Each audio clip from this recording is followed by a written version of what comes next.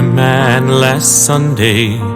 He was on his way back home from a wedding in Chicago. He was traveling alone.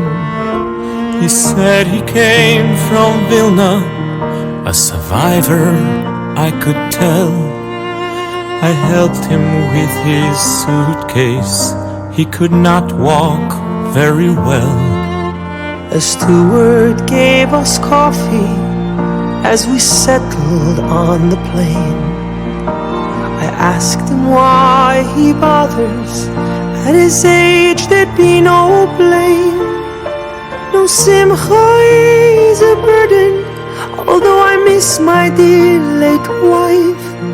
Then he shared with me a story that has changed my view of life. We danced round and round in circles, as if the world had done no wrong. From evening until morning, filling up the shul with song. Though we had no Sifrei Torah to clutch close to our hearts, in that place we held the future of a past so torn apart.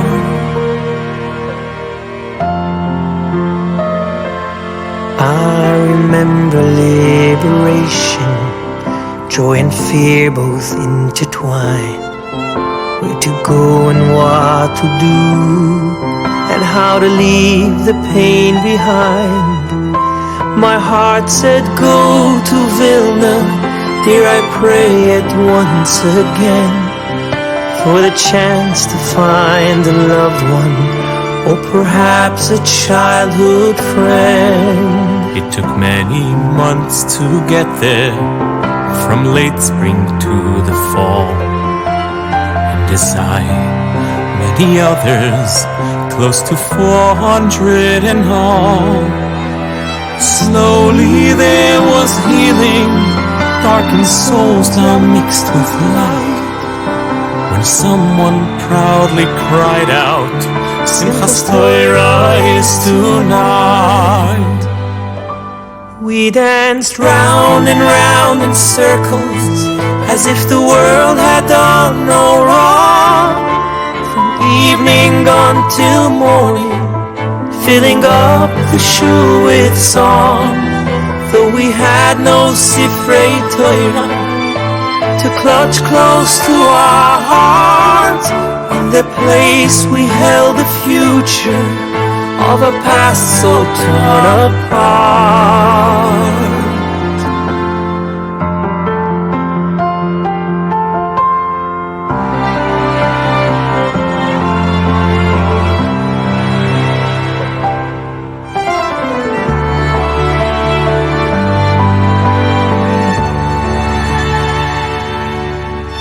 We ran as one towards the shul, our spirits in a trance.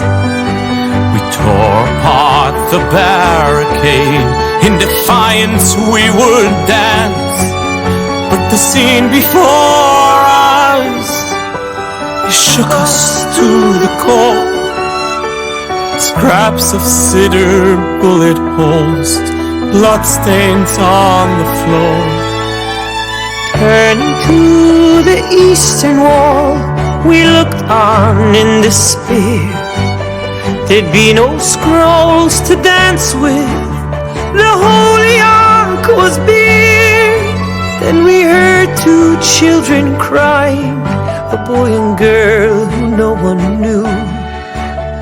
We realized no children were among us but those two. We danced round and round in circles, as if the world had done no wrong. From evening until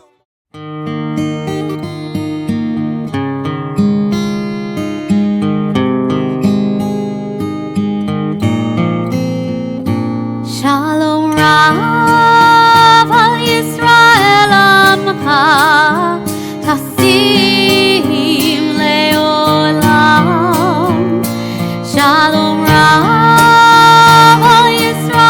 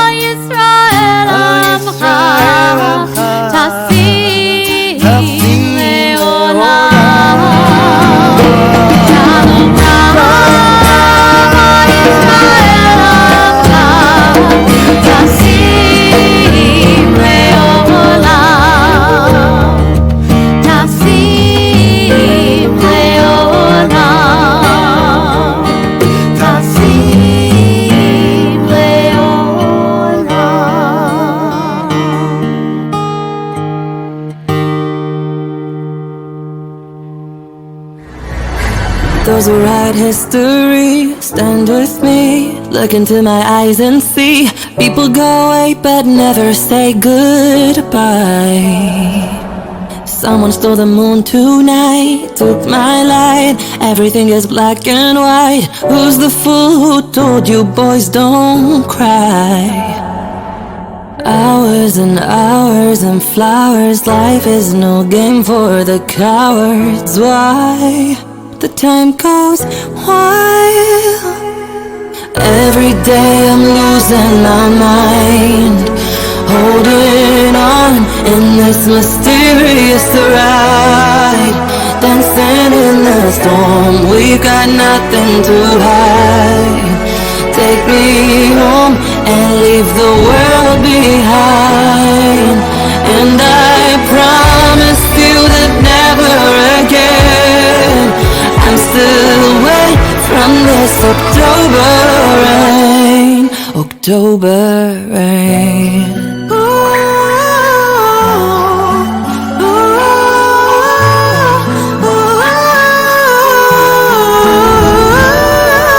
Living in a fantasy, ecstasy. Everything is meant to be.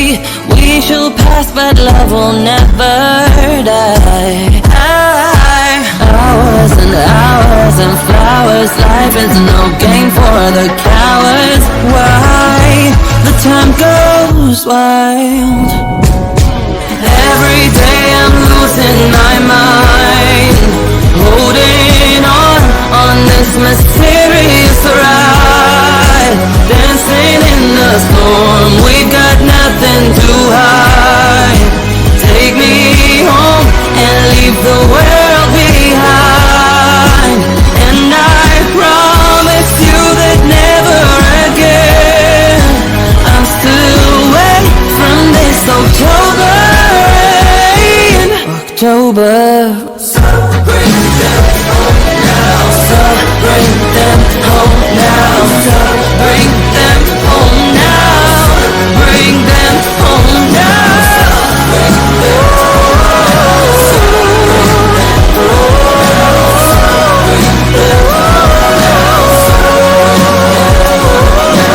לא נשאר אוויר לנשום, אין מקום, אין אותי מיום ליום. כולם ילדים טובים אחד אחד.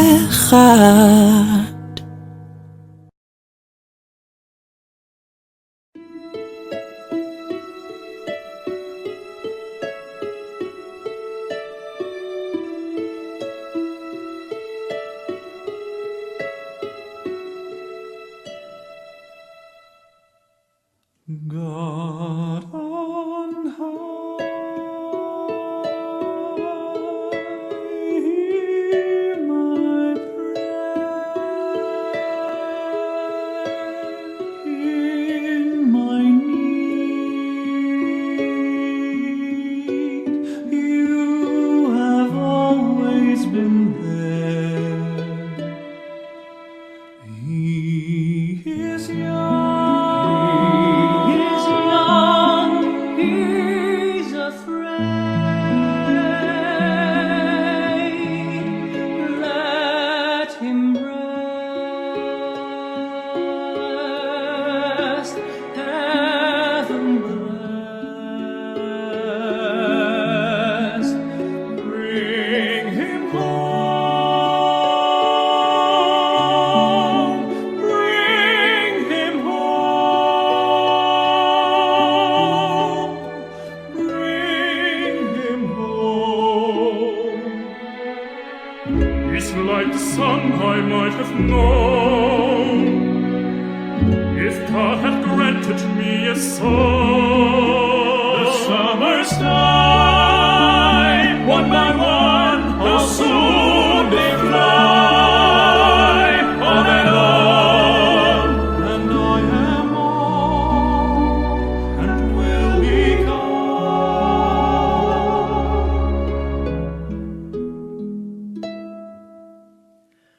Bring him peace. Bring him peace.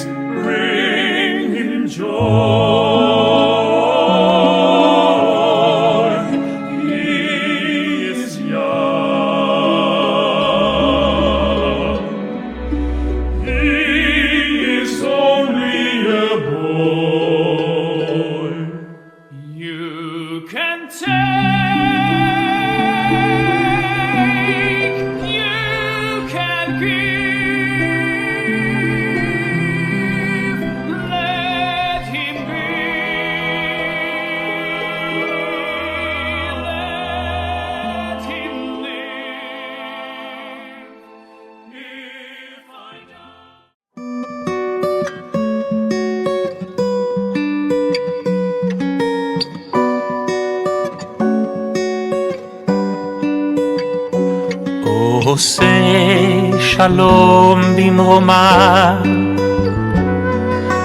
הוא יעשה שלום עלינו ועל כל ישראל, ואמרו אמן.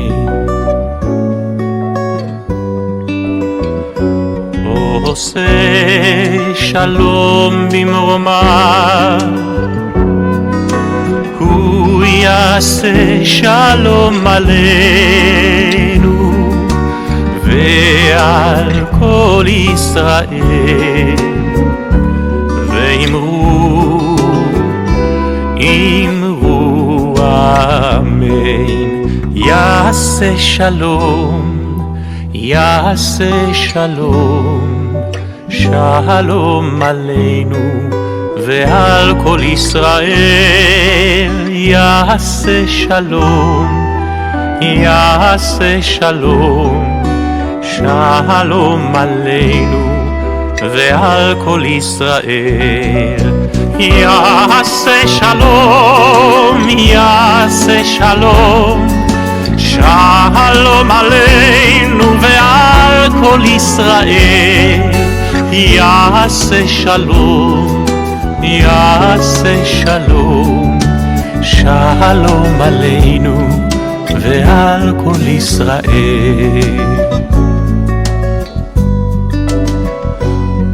עושה שלום במרומיו, הוא יעשה שלום עלינו ועל כל ישראל, ואמרו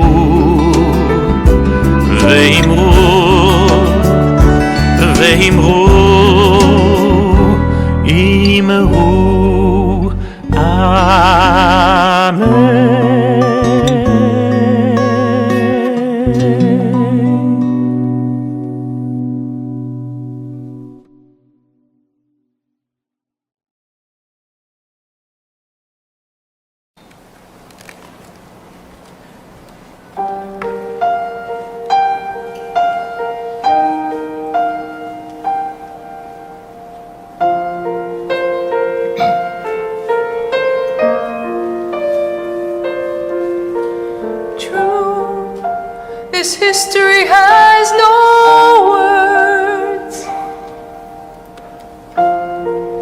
yet we know that it has to be spoken.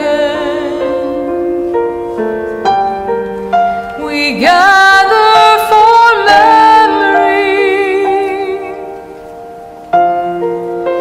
to lift up the lives that were broken.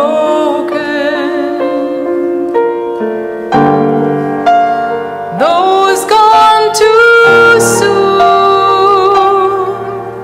we bring into this room to say to the world they were here, a promise we'll keep every year. Too many names to name, numbers too hard to handle, but we can at least light a yellow candle on Yom Shahoah.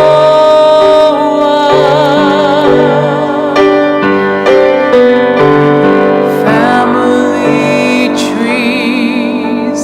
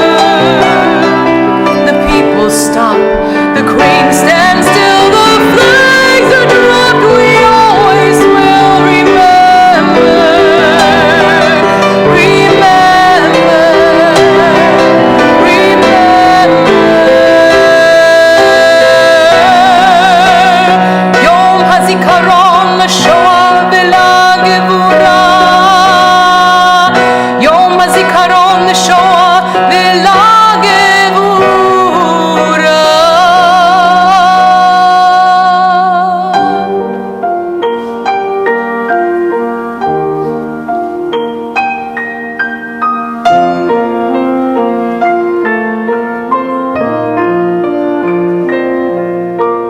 True, we can't undo what's done, but we know that our task is to tell it. We gather in sorrow, knowing we'll never dispel it. Remembrance is strong, and sometimes a song can remind us to those who came before, remind us what memories for. Too many names to name, numbers too hard to handle, but we can at least light a yellow candle on Yom Shahoah.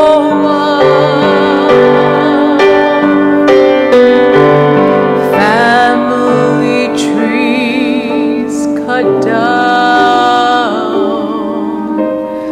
horror too hard to handle, but we hold their light in a yellow candle on Yom Shahoah,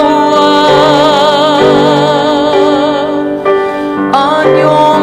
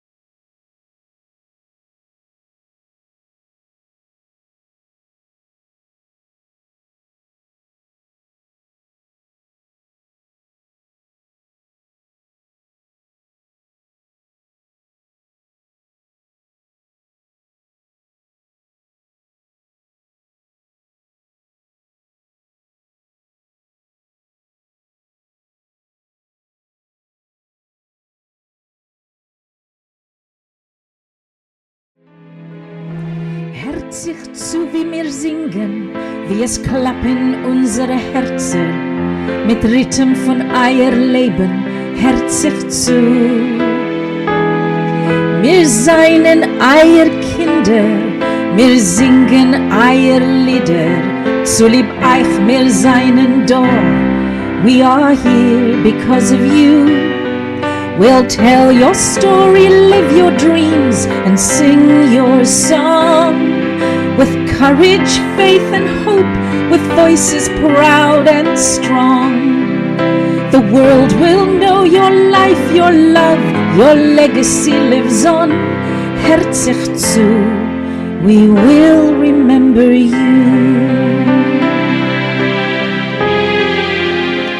You're with us everywhere we go. We hold you safely in our hearts.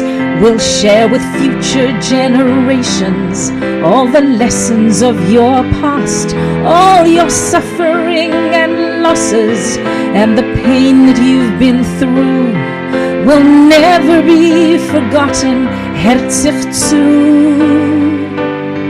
We'll tell your story, live your dreams, and sing your song. With courage, faith, and hope, with voices proud and strong. The world will know your life, your love, your legacy lives on. Hört sich zu, we will remember you. We have cried in all our tears the sadness of your darkest years, but the joy in your survival gives us life. Wir wollen euch keinmal nicht vergessen, wir wollen euch ständig gedenken.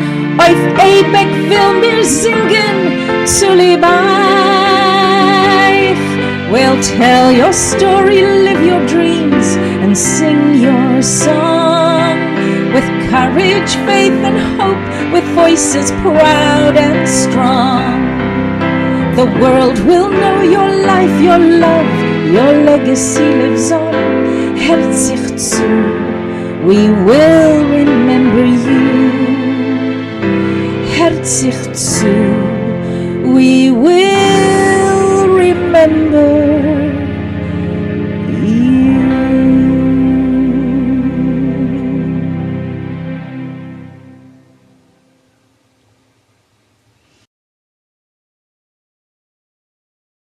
Welcome, friends, to 2025 Yom Shahoah. This is Jeffery Giesener, founder. I am honored that you have chosen to spend your Sunday with us for the Jewish Culture and Holocaust, October 7th, and Stand Against Hate Yom Shahoah Memorial Program, our 5th annual since I founded the communities in 2021 during the pandemic.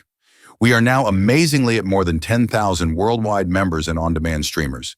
If you know that each member has 10 friends, and when they actively share our programming and films, which I hope you are, we have a very large community and a bullhorn of over 100,000, and that is in just 4 years. Even with the state of our government and the collective position our members have taken to be a Trump-free space, we are growing exponentially in numbers. Did you know I respond to each and every like and comment on all of our digital platforms daily? And yes, I want you to get loud. I want your engagement. Our democracy depends on it. Each year, I dedicate this program to my survivor parents of blessed memory, Rolf and Eva Giesener. An introduction is in order. Some of you may know that 2024 was a rough period. I had 5 major surgeries and had a cancer diagnosis of leukemia in March 2024. The daily chemo made me so physically and mentally sick that I was forced to give up my passion for Zoom programming, several each month for our community, as well as most, if not all, of my creative projects, filmmaking, social posting, and more. But thankfully, thanking GD and with the fantastic support of friends and Myra, my wife of nearly 39 years, I am now in remission and off the chemo daily meds. And because of my health issues, today's program will function a bit differently than many of you are used to because of my ability to make films, self-taught during my early stage of cancer and before I became really sick. I now can take the presenters' recorded presentations and assemble them into a cohesive film. Of course, there will be open live discussion at the very end of the film and program. I will open up the Zoom for Q&A candidly. Yom Shahoah. Memorials continue to honor our parents and survivors of the Holocaust. Survivor numbers are dropping exponentially over the last several years and will continue to do so over the next few. We must tell their stories. Write their memories down now. They contain the historical record of what happened, and then there can be no Holocaust denial. And if you are a survivor, I want to put your story on film now for your legacy. Just email me at jeffthebaker@gmail.com. We know this is a very difficult subject in a very difficult time of rising anti-Semitism, fascism, and our hostages from October 7th are still in captivity or not buried yet. Today, I intend to bring you a contemporary Yom Shahoah program through film. Please sit back and absorb what you are about to see. We will have full questions and answers with the presentation participants at the end of the film. Thanks. Let us all pray for the hostages, our brothers and sisters in Israel, who are bravely defending our homeland and peace around the world. I asked you to bring a yahrzeit candle to this program. Let us light the candle now and remember those 6 million Jewish lives lost in the Holocaust and the 1,200 murdered on October 7th and the innocents killed around the world this year.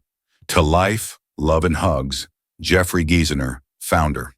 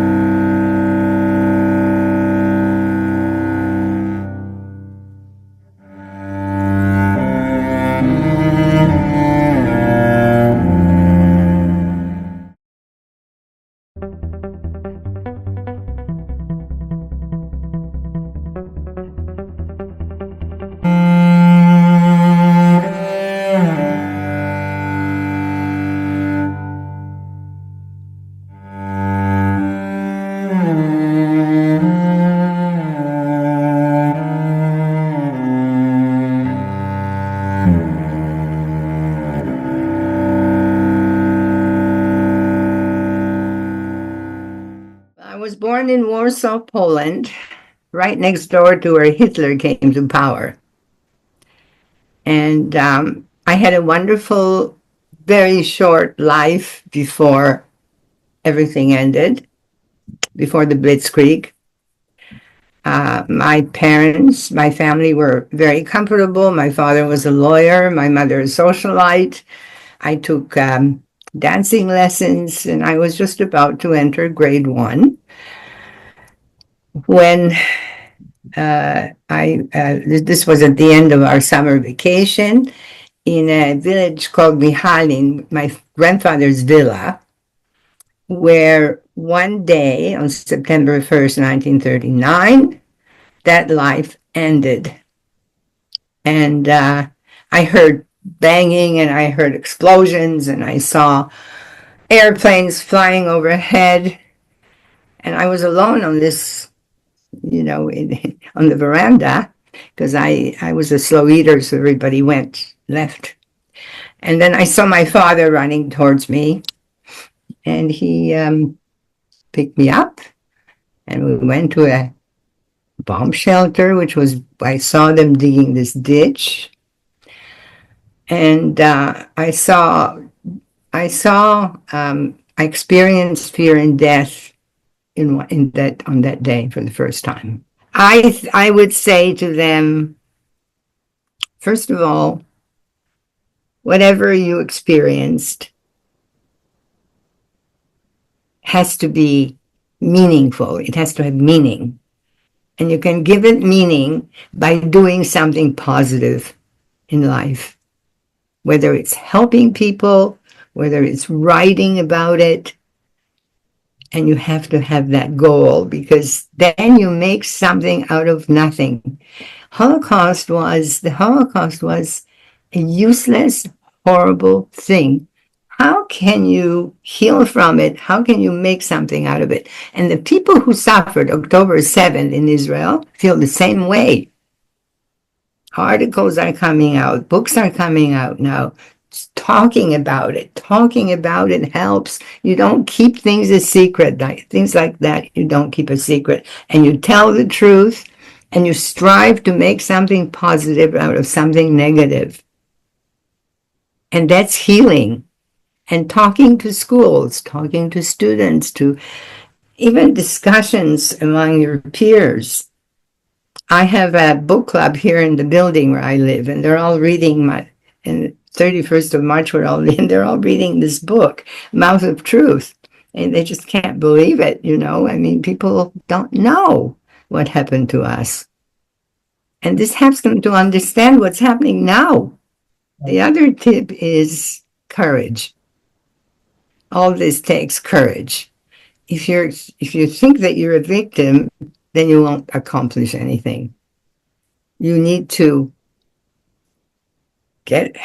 be brave and believe in yourself and believe in your cause, and really make and find meaning in life. And I think a lot of people have to do that. And I find that I found healing by going to schools and speaking to students, and by writing. So art heals, whether you paint or knit, or whatever you do. It's it has a healing power. Okay. Creating something, creation versus destruction.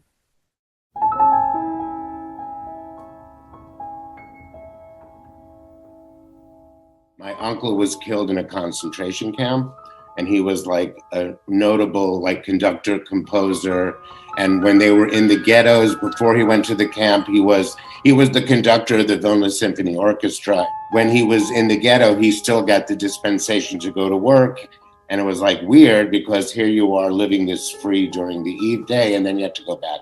Anyway, him and the other musicians smuggled in instruments for an orchestra, and they had it was called the Vilna Ghetto Orchestra, which was amazing. And he started a 100-voice choir and a children's school. And it was one of the very few ghettos where there was a cultural life. So when he went to the camps, there was not much you can do. But him and a friend wrote a song, which was a song of resistance to the Nazis, which when he was killed, hours before the liberation, the song went away. Everything he ever written was gone. And 72 years later, the Holocaust Museum found just a piece of this song written in a book in Israel by one of the survivors, who said it was their mantra. That was all you had left, was your dignity, and don't let them take your tears. And the lyrics are really, sad and poetic and whatever. But when this whole thing landed on my desk, I've been on this extraordinary journey. The challenge was to give my uncle a face, a name, and a legacy. So I had my friend, who's an award-winning songwriter, rewrite the lyrics. So she wrote it Won't Be Silenced. That's the name of the project. That's the name of the song. And I've had all different artists reinterpret it, because it's about, for me, it's about, whether it's from the cotton fields, the concentration camp, or the inner city streets. Music is something that in oppression, people use as their way of living life on life's terms, a day at a time. We won't be silent.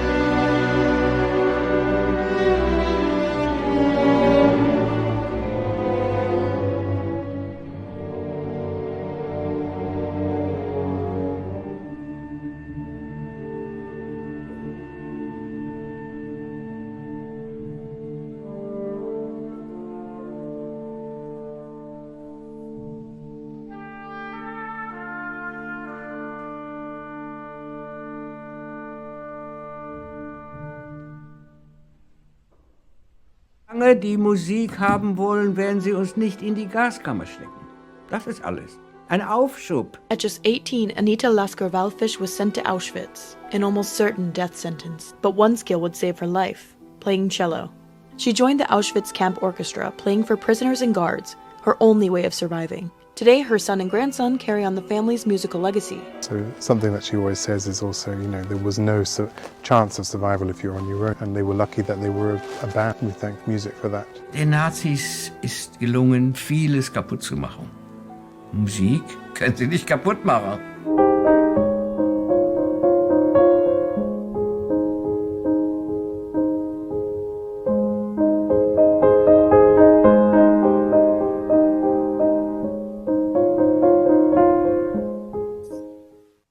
I am Zola, the daughter of Vilna-born Xavier Piatka and Chayela Rosenthal. Surviving the camps that included Kaiserwald, Burggraben, Stutthof, and the Death March to the Baltic Sea, they were both liberated in March 1945. My father found my mother in an abandoned house, and he nursed her back to health from the deadly typhoid fever. And that's where their romance began, and they were married in Paris a few years later. My mom was a singer and a Yiddish actress, and she joined a Yiddish theatre group that brought them both to Cape Town, South Africa, which she thought was paradise. And so these two brave souls started over with nothing, no family, no friends, but both my parents were never afraid of hard work. And no matter how hard their circumstances, they always made a plan, they did the best that they could, and always with a smile and a positive attitude. As a young child, I was definitely aware that my parents were different. They were much older than all my other parents' friends. They spoke English with a very thick foreign accent. They spoke Yiddish most of the time. And they had also tragically lost so many of their friends and their family. My mom was also different from other friends, firstly because she kept her maiden name and because she was a celebrity. She was in show business. She was a singer, a recording artist, an actress and comedian. She performed on TV and on stages all around the world, including on Broadway. She was there for quite a few months when I was 3 and also when I was 10. The joys of life were clearly something that she celebrated whenever possible.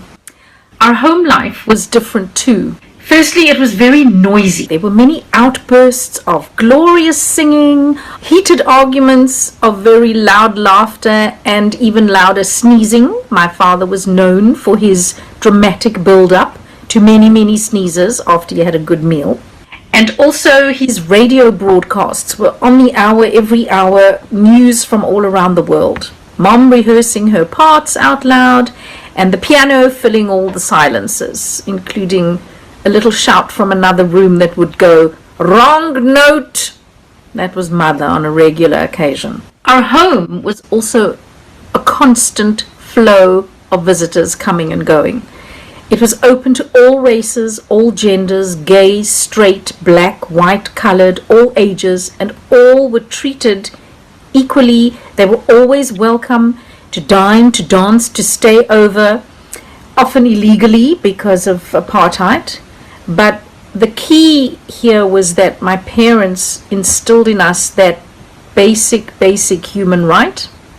Tolerance and equality was a given, and you always had to remember that. Even our domestic worker was treated like a daughter, and she's still very, very much my other mama, still in my life today.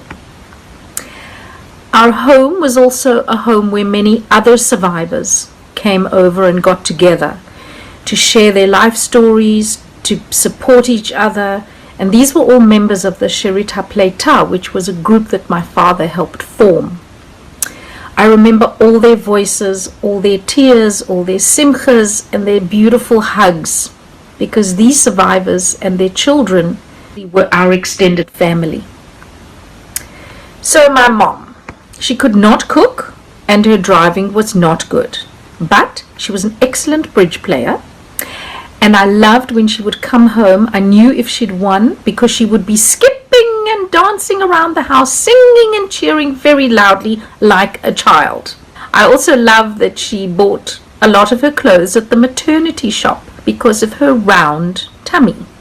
Everybody loved and adored my mom. She was warm and loving and bubbly, and I used to cringe when she used to kiss and schmotchke and pinch the cheeks of my friends. I was very proud of her with her strong sense of fairness and justice, because she would fiercely defend people who had been wronged. Her strength and resilience was greatly admired. As a young teenager, she was known as the Wunderkind of the Vilna Ghetto for her courage and her singing despite the pain and suffering. And even in the end, her motto was, "The show must go on." Through her cancer treatments, at the age of 54, she continued to perform her ultimate Yiddish mama role as Golda in Fiddler on the Roof, passing away just days after that show ended its run. Now my dad, who was born Israel Uton, whose name changed to Xavier Piatka, he was quite the character. He was charming, charismatic. Many people were afraid of him because he could be very stern and strict and severe, but he was really gentle and sensitive, and he cried in the movies and especially at TV award shows. Unlike my mom, he did not care what people thought about him or how he looked.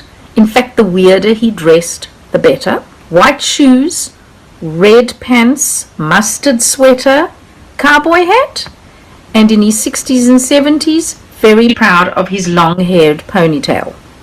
Both my parents had a very strong work ethic, which they passed on to us, and they also instilled in us we must always try and help people in need. Whether it be emotional, physical, financial, we must be there to help others. I was most proud of my dad because of how he treated people. He was the same kind of friendly to and inclusive of everyone equally, from the doctor or the professor down to the garage attendant, to the beggar in the street, to the cashier at the bank, and often greeting those garage attendants even in their mother tongue. He treated everybody the same, with kindness, respect, and interest. He taught me to listen, to be curious about people's lives, and to be aware that they had feelings too. He would say, "You never know what a person has going on in his life or if he is suffering. Be kind, be patient, and really listen when they talk." Despite what he went through, he harbored no hate, not even towards the Germans. And when speaking of the Holocaust, he would always end off with, "Forgive, but do not forget." I will continue to honor my parents' legacy and their lives by telling their stories to their grandchildren, to their great-grandchildren, and to sharing Holocaust history, and by treating friends and strangers with respect and kindness, and by continuing to share music and love with the world.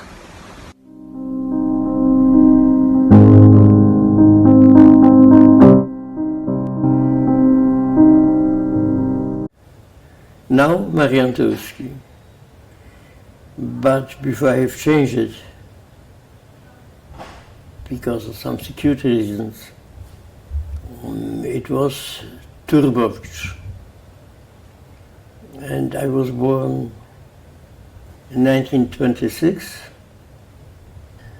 in what is now Lithuania. In Polish it was Duskiniki, it was part of Poland at the time. When I was in Auschwitz, because I survived Auschwitz, very often people asking what was the worst there. Raises this kind of empathy.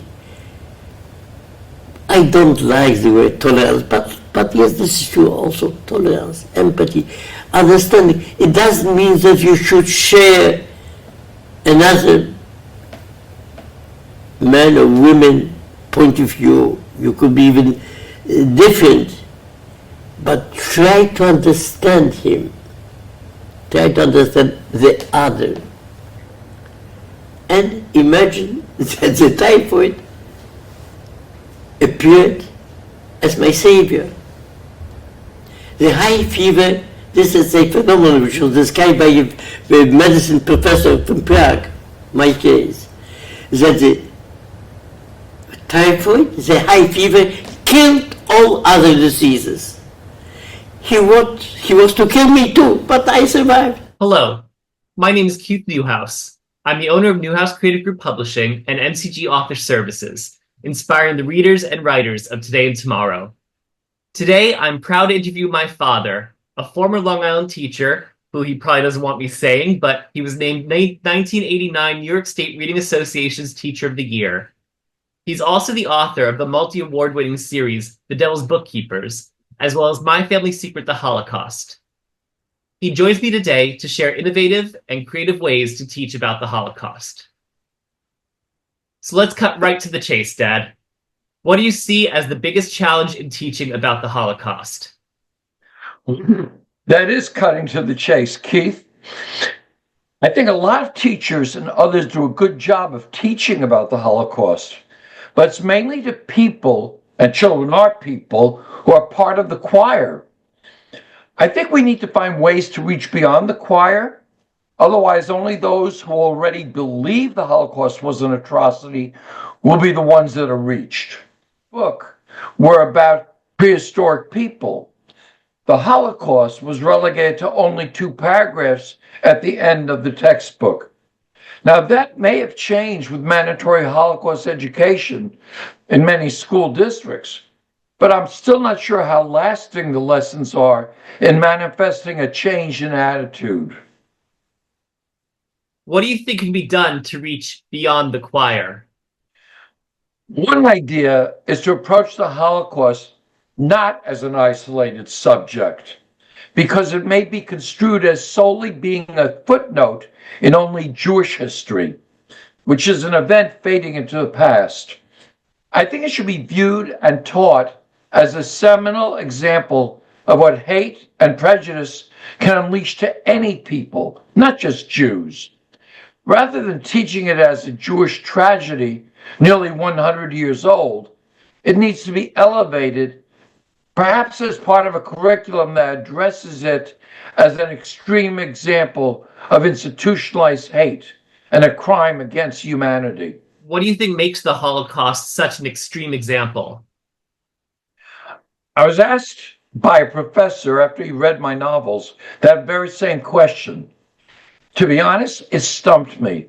But after a while, I came up with what I think are my answers. The professor asked why I thought the Holocaust was more critical than what happened to Blacks and Native Americans, indigenous peoples in our country who suffered for hundreds of years. The Holocaust was unprecedented in my mind because 1, it was government sponsored.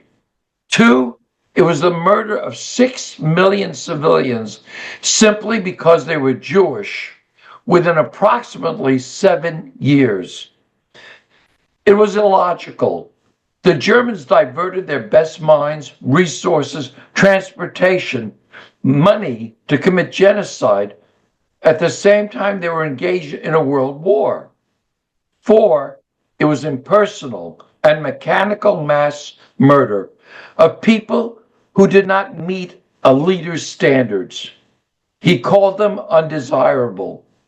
For all these reasons, and the fact that it led to a world war and still impacts so many people even today, the Holocaust is unprecedented, and we must teach it beyond our small choir. How has the Holocaust affected you and your writing? I remember when my mother spoke about the horrors of Auschwitz and the Lodz Ghetto. It gave me terrible nightmares. As I researched my novels, I learned that we were not sheep blindly going to be slaughtered, and there were many stories of heroism and sacrifice. I think it's important for Jewish children to know that. As I wrote my books, I didn't focus on death and gas chambers, but depicted people who bravely fought to find love and life. Our kids need to know that we had heroes. Love that. So what are you doing to test all your ideas? I'm really glad you asked, Keith. I'm working on a new children's book that incorporates anti-Semitism within an anti-hate handbook. It's my way to reach beyond the choir. I tried to use my elementary school teacher brain, and you know I have it, to create a book that is child-friendly and actually illustrated by a child, my grandson.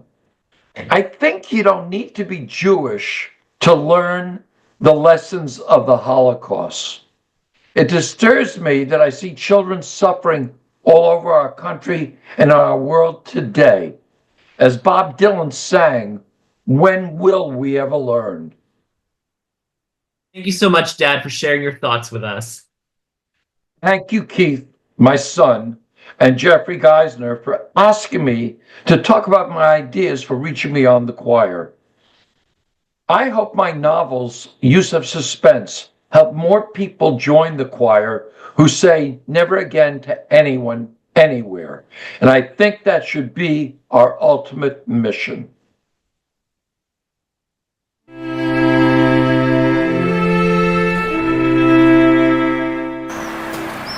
Well, I think the first thing is to understand that the Shoah, or what people tend to call the Shoah, the Holocaust, the destruction of and lies scattered across.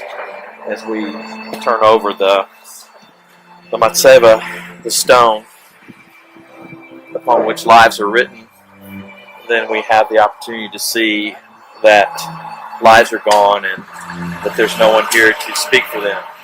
The stones themselves speak, but who speaks for them to the world today in the way that they understand what happened here? And that's what we do. We remember. As Matseva, we remember, we work to restore and reconcile. Why do I care? I care because as these stones are broken, God's heart is broken by what has happened, by the shedding of innocent blood, by neighbors who lived together in this country for more than 1,000 years, nearly 1,000 years. That was shattered. That life was shattered and destroyed. And so we work to remember, to bring back to memory the lives of people who have been cut off and their descendants, many of whom are no longer able to care for this place, so we care for them.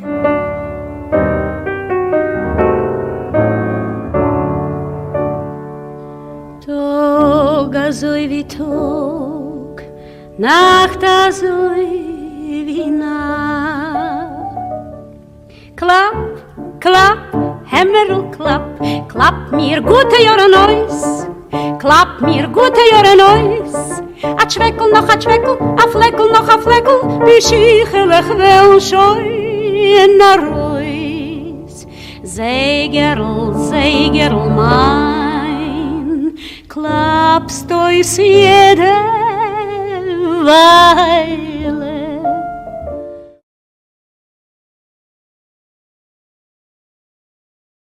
Hey everybody, my name is Julie Brill. I'm the author of the new book, Hidden in Plain Sight, a family memoir and the untold story of the Holocaust in Serbia. I'm a 2G and I want to tell a little bit about my story for you all today, my family's story, and a little bit about the Jews of Serbia. It's a story that many people do not know. So when I was growing up as a young child in the 1970s, in suburban Boston, we had 4 pictures that, like my father, had somehow survived the war. And they were not in frames. They were just in a drawer somewhere. And sometimes my mother would be cleaning. These pictures would surface. We would hold them, by the corners. I was fascinated by them. We would study them. And I would try to understand about my family's past. It was always very important to me. And I was lucky that my father was one of those survivors who would share stories. I know some survivors never talked about it, but my father did. So this was one of the pictures we had. This obviously is a wedding photo. This is my grandparents. Isn't my grandmother pretty? And she made that dress herself. She was a seamstress. And I would just look at this picture. They are so young. They don't know the future, but we know the future. It's such a happy day. They're in love. but I know what's coming, the war. I know that my grandmother is going to have to cut up the train of this beautiful dress because she'll need fabric during the war to make clothes for her children. And I always had the sense like, oh, if only we could tell them what's coming, warn them, what would we tell them? That's what went on in my young child mind. Here's a second picture. This is my father and my grandfather. My father's the little round-cheeked baby in Belgrade, Yugoslavia, in the winter of 1939. And these are the only two pictures we have of my grandfather, Alexander, the wedding photo and this photo. Another picture of my grandmother, this time with my father. She sewed their clothing. This is, again, the interwar period. My father was born in August 1938, so I believe this is the summer probably of 1940. And one final picture, which was the most fascinating for me. This is my father and my aunt, his younger sister, standing on the street during the occupation. Two young Jewish children not hiding. And I was always like, how could this picture be? How did you survive? What does it mean? And then later I understood that, wow, people did not have cameras then. Now we're all taking pictures of our lunch. We have, access to a camera 24/7. But they were very unusual in the 1940s, and they were illegal in occupied Europe. The Germans did not want people taking pictures on the street where they might intentionally or inadvertently reveal military secrets. Somehow my grandmother had this picture taken. I think she was trying to document a moment in their childhood for their father, my grandfather. This picture and the mystery behind it is what led me to write the book, and it's what led to the cover of the book, Hidden in Plain Sight. So as a young child, I was often hearing my father's stories about his childhood, which was, in occupied Belgrade, Yugoslavia. His earliest memory was of the bombing of Belgrade, Yugoslavia, which was a complete surprise. People were not expecting it. There had been no declaration of war, and initially many thought that it was actually an air show. So what had happened was Yugoslavia was a kingdom.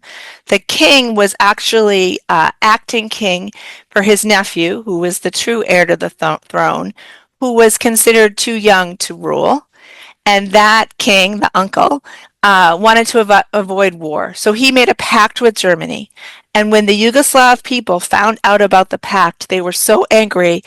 They went on strike. They went out in the streets. They had signs. They wanted a war with Germany. They did not want a pact. They got rid of that king, and they brought in the true king, this teenager, who got rid of the pact and angered Hitler. He now had to focus on Yugoslavia when he wanted to focus on the USSR. This is April 1941. And so the bombing was a result. There were no military targets, so they were just targeting civilian targets, the library, for example, and the zoo, but also very much the Jewish neighborhood of Dorchel, which is where my father and his family were living. So my father's earliest memory is this bombing. They made like a whistling sound. He remembers running in the street to the shelter with his mother and his cousin.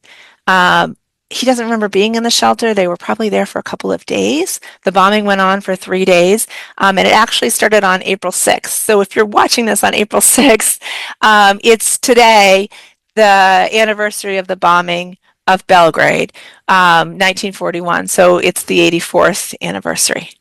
What my father remembers is coming back after the bombs had finally stopped, and my grandmother, for some reason, before they left, had the presence of mind to put a plate of cookies on a wardrobe. And that plate came off with the bombing and broke in two.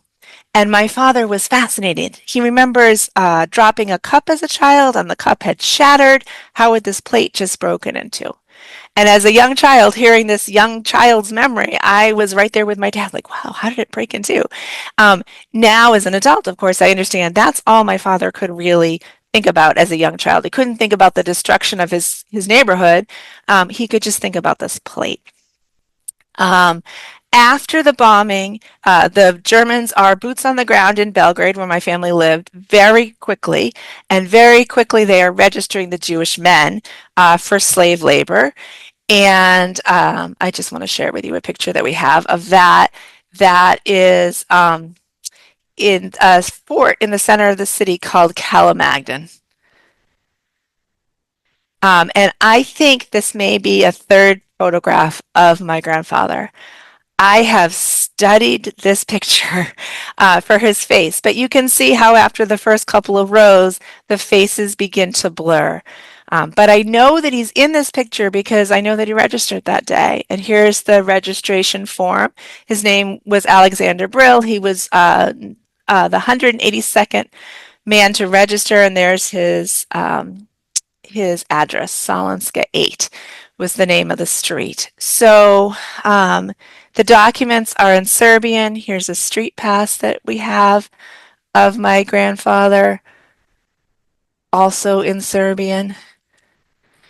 And this pass was giving him permission to be on the streets during the curfew. He was on a crew with his other Jewish neighbors, men he had probably known all his life. The date here is April 21st, 1941. So the bombing was April 6th, and by the 21st, my grandfather is doing slave labor for the Reich. And what the pass says is that he was doing sewer repair. So the bombing destroyed the sewer system in Belgrade, and these men were digging ditches and laying pipe. Now, before the war, my grandfather had been a clerk, a desk job, an indoor job, so I kind of picture him in his nice clothes that he would wear to work and the leather shoes. Now he is digging ditches and laying pipe 6 days a week. One of the interesting things about how the Holocaust gets started in Belgrade is that the men come home at night. So they're forced to report every day. Slave labor, they're not getting paid, but they come home at night. So my grandfather came home to my grandmother and my toddler father every night. From April 1941 until sometime around my father's third birthday in August. And then one night he doesn't come home. And that's also a memory that my father had. He remembers my grandmother, who's pregnant with my aunt, and she is screaming. And of course, she must have thought the worst, that he was dead, right? They didn't have a phone. There was a curfew. She could not go outside. She didn't know what had happened.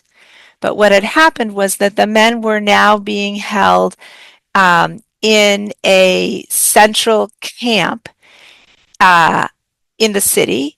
And being taken out by, truck daily to do work from there. And that camp was a terrible place.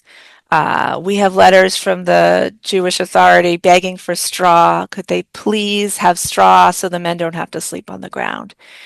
And there wasn't food, there wasn't anything. And so the men were relying on the Jewish women, their wives and mothers and sisters, daughters, to bring them food. And my grandmother did that and was able to catch glimpses of my grandfather for several months.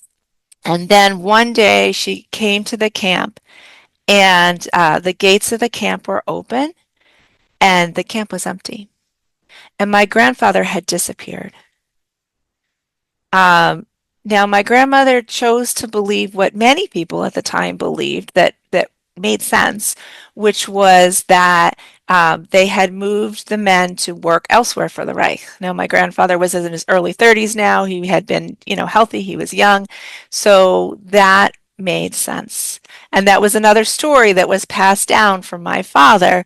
But I never had the historical context. Like we learned in Hebrew school about, Poland and Auschwitz and the cattle cars and what had happened in Germany, this slow progression over a number of years, things getting worse and worse for the Jews, and the Jews, some of them getting out. We learned about Anne Frank and the Holocaust in Amsterdam, and she was in hiding. We never learned a story like this about men going home at night from doing slave labor, about being in a camp where you could visit them. It was a very different story. So I somehow thought not only that the Holocaust had happened in Yugoslavia, in what was then Serbia, because they split Yugoslavia up, had happened to my family, and also that it hadn't happened because it didn't match. There were no cattle cars, there were no gas chambers. It was a very different kind of story. I always wanted to go to Serbia, and Serbia always felt like a place like Oz that a person could not visit. There were all kinds of barriers. My father came to the U.S. in 1964, went to school here, met my mother, they got married. My father worked like an immigrant, started his own business. A trip like that would have taken so much time and money, and it was so far away, and Yugoslavia was communist. I didn't speak Serbian. There were so many barriers. And then as a young adult in the 1990s, starting to think about, oh, maybe I could go. There were the Balkan Wars. And finally, in 2017, my kids are grown, and I realized we could go. There really are no barriers. And my father wants to go. So we're going to go on this trip. And then my young adult daughter, Rebecca, finds out about it, and she wants to come too. So the three of us took a trip in 2017 to Serbia, and it was phenomenal. The Serbs are so welcoming. You fly into the Nikola Tesla airport, and it's named for, an immigrant, somebody who left Serbia and came to the U.S. And so there's this history of people leaving and returning. They were very welcoming. And also what I learned was, just like in the U.S., we don't know the history of the Holocaust in Serbia. It is not well known in Serbia either. I want to share with you some pictures of the trip that we took. So this is my father, Chaim, and my daughter, Rebecca, and they are at Kalamagdan, that place where the Jewish men were forced to register in April 1941. It is now a lovely place. It's a city park. It's grassy. You would go there if you wanted to meet a friend for a picnic, or you wanted to walk your dog or throw a frisbee. No sign there of what happened. You would not know this history of that happened right in the middle of the city. Here's my father at the cemetery. We went to the Sephardic cemetery where many of our family members were buried.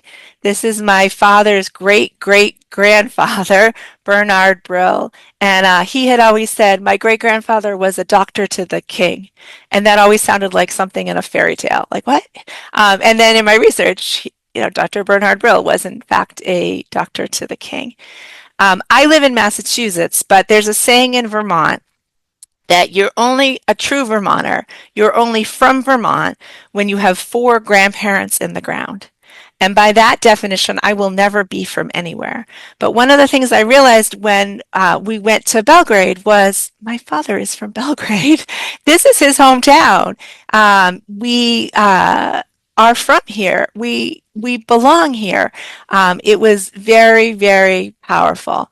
On our trip, we were able to fix a gravestone. This is my father's grandmother, also Regina Brill, and she died in the 30s before the war, so she was buried in the cemetery, and her grave had sadly fallen into disrepair. So here's the cemetery keeper raising the stone, and we were actually able to repair it. And I always think about how that's the greatest mitzvah, right, is to do something for the dead. They cannot repay you. It was very powerful, and we left stones on the graves. I had brought stones from home, and we left them at this Sephardic cemetery in Belgrade. One more picture here from the cemetery. This is the Holocaust monument. It was built in the early 50s. By that point, my family had already left for Israel. And it was built out of the rubble of the buildings in Dorchel that were destroyed by the bombing.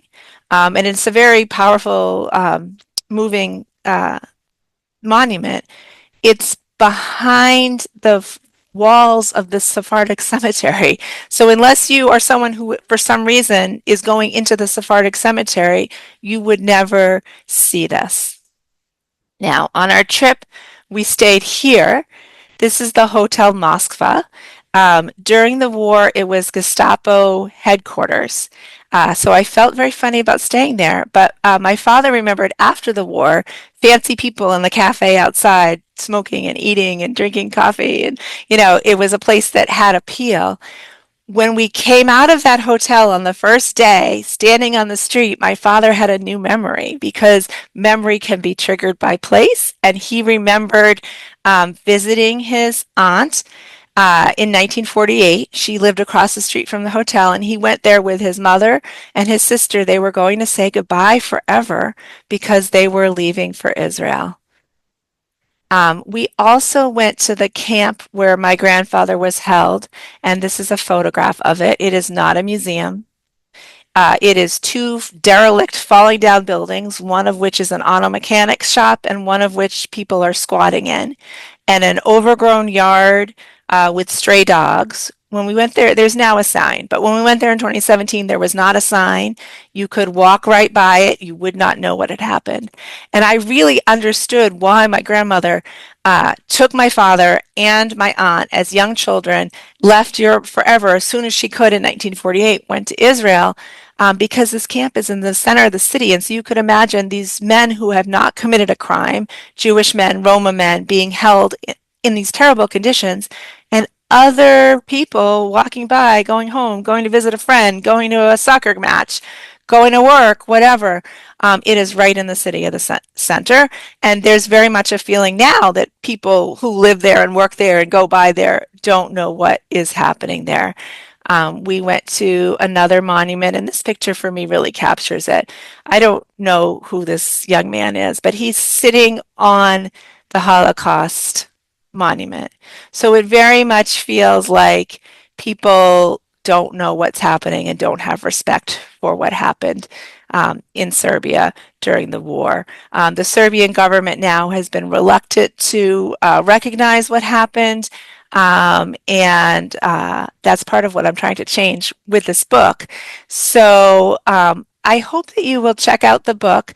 It's available all the places you would buy a book. One more photo. Here's where my father lived, Salinska 8. It's available anywhere that you would buy a book. So Amazon, Barnes & Noble, Bookshop, you can order it from your local bookstore.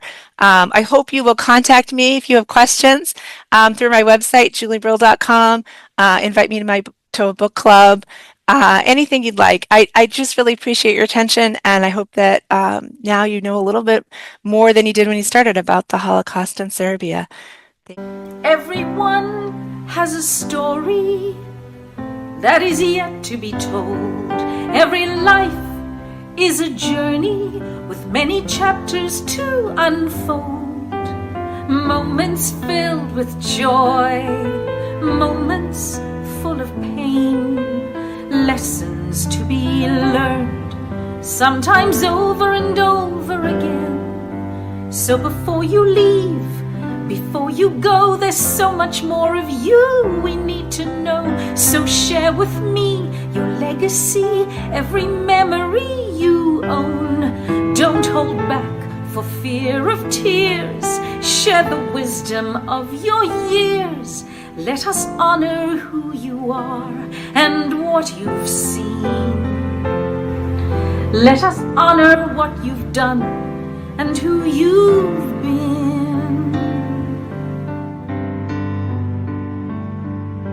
For the loving listeners waiting, let the silence fall away.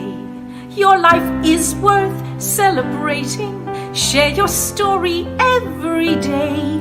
Don't hold back. I'm here about my relationship and the way I think of Anne Frank, so I'm going to share that now. And it's called I Tripped on a Wound Today. I didn't think I was going to participate in today's prompt. After trying to decide which scab I would pick away at or pick at to explore the topic of healing, I got tired, so I decided the task was too much for me today. But I'm afraid the task found me. You see, I'm walking wounded now. My intergenerational trauma wound is showing. It was exposed, punctured, gushing blood in 2 puddles on the floor of my heart and on the helm of my soul. The story's titled, Channeling My Inner Anne Frank in a Pandemic, followed by a correction from the Twitter feed of the SS in Germany, aka the Globe and Mail, who said, "We're making a clarification, not an apology, but a correction. This story should have read Lessons in Living from Anne Frank." I'm walking. I'm walking wounded now. I'm sorry, Booby. You were right. They hate us. They have always hated us and always will. I'm sorry, Booby. Your family died in vain. I'm sorry, Booby. Your baby was 6 months old in the ghettos of Transnistria. Breaking up with the Cobalt Blues, entitled I Tripped on a Wound Today, and I'd like to just read a part of the poem. I'm walking wounded now. I'm sorry, Booby Toby, you were right. They hate us. They always have and always will. I'm sorry, Booby. Your family died in vain. I'm sorry, Booby. Your baby was 6 months old in the ghettos of Transnistria. I'm sorry, Booby. Your 12-year-old niece, Erica, was shot to death in a pogrom. I could still see the pain in your crystal blue, fiery eyes, shooting an image at me in the reflection of your stunned pupils. I'm sorry, Bubby. I'm sorry. I'm sorry that time plays tricks on us so that the most wretched parts of history seem like fiction. And I'm so sorry, Anne. I'm so sorry that people suck. I walked through the attic where you hid when I toured Amsterdam and reveled at your small statue in the square. I know it's still there. Anne, if you're listening, it's okay. But it isn't okay. It's not okay. I'm not okay. We're not okay. I tripped on a wound today. My name is Martin Hertzkovitz. I'm a second generation. Both my father and my mother were born in Seredna, which is in the Transcarpathia region. It's once Czechoslovakia, then became part of Hungary, and is today part of Ukraine. My mother was taken to Auschwitz in 1944 and went through a number of camps after that, and eventually ending up in Sweden and went to America, reunited with my father's family where they married. I am an activist in Holocaust remembrance. I run a program called Creating Memory, which attempts to connect future generations to Holocaust remembrance via the creative process.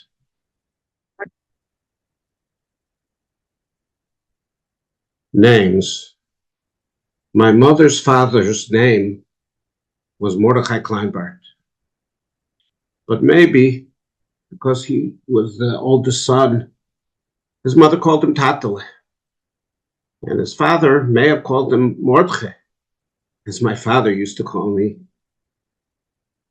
His brothers and his sister called him perhaps Moti, except for the baby sister who called him Momo, even after she grew up.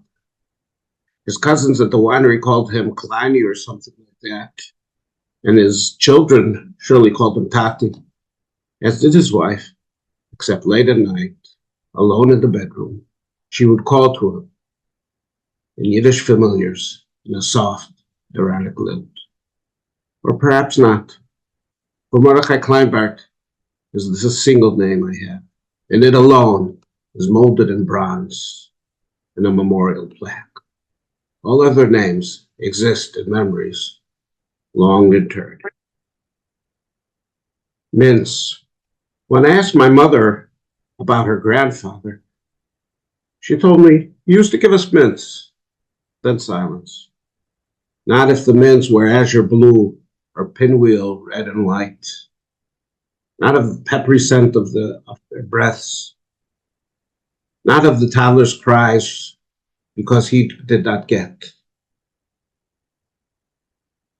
So it is left to me to imagine my uncles crunching on the hard candy when they tired of letting it dissolve, as I would a generation on.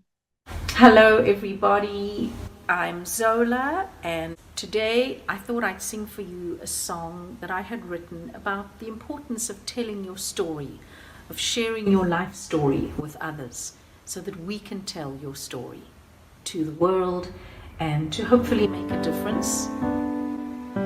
Everyone has a story that is yet to be told. Every life is a journey with many chapters to unfold.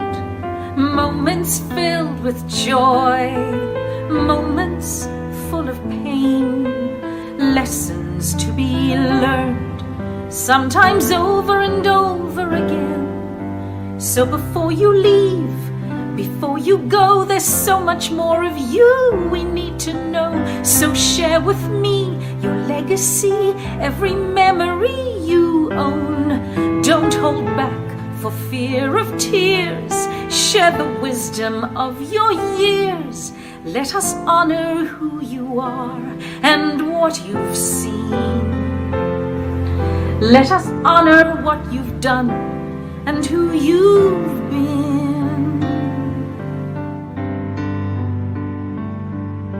For the loving listeners waiting, let the silence fall away. Your life is worth celebrating. Share your story every day. Don't hold back for fear of tears. Share the wisdom of your years. And all the whispers of your past we'll sing out loud, bearing witness to your heart. We'll make you proud, and you will live forever in the hearts and in the minds of those you leave behind as a smile. Leave your legacy of life, your legacy of love, and we will smile. In terms and themes of, obviously, the Holocaust and the devastation and the 6 million and the number of people and the horror and all of that. There's something about standing in a room with the shoes. How significant a pair of shoes becomes, because behind every shoe is life, is a person. So elegant shoes, poor shoes. See, these shoes could tell the stories of the lives of those who walked in them. Imagine what they would say. Yeah. Red shoes. Yes, red shoes. That's probably a dancer. Probably a dancer. Yeah. You're brought to the sobering realization that each one of those shoes represents somebody's life. And that just is piercing in a way that the big picture of it does not. You can hear the words, you can know the story, you can know the history, you can know that. Something about the shoes, I gotta tell you, that makes it real.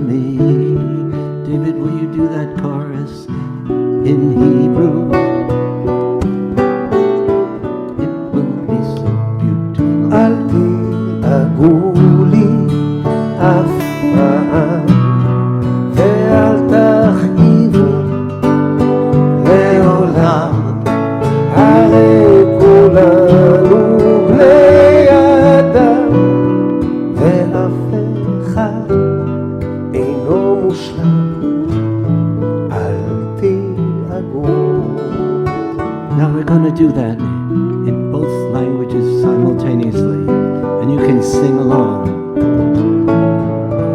Don't laugh at me, don't call me names. Don't get your pleasure from my pain. In God's eyes, we're all the same. Someday we'll all have perfect words.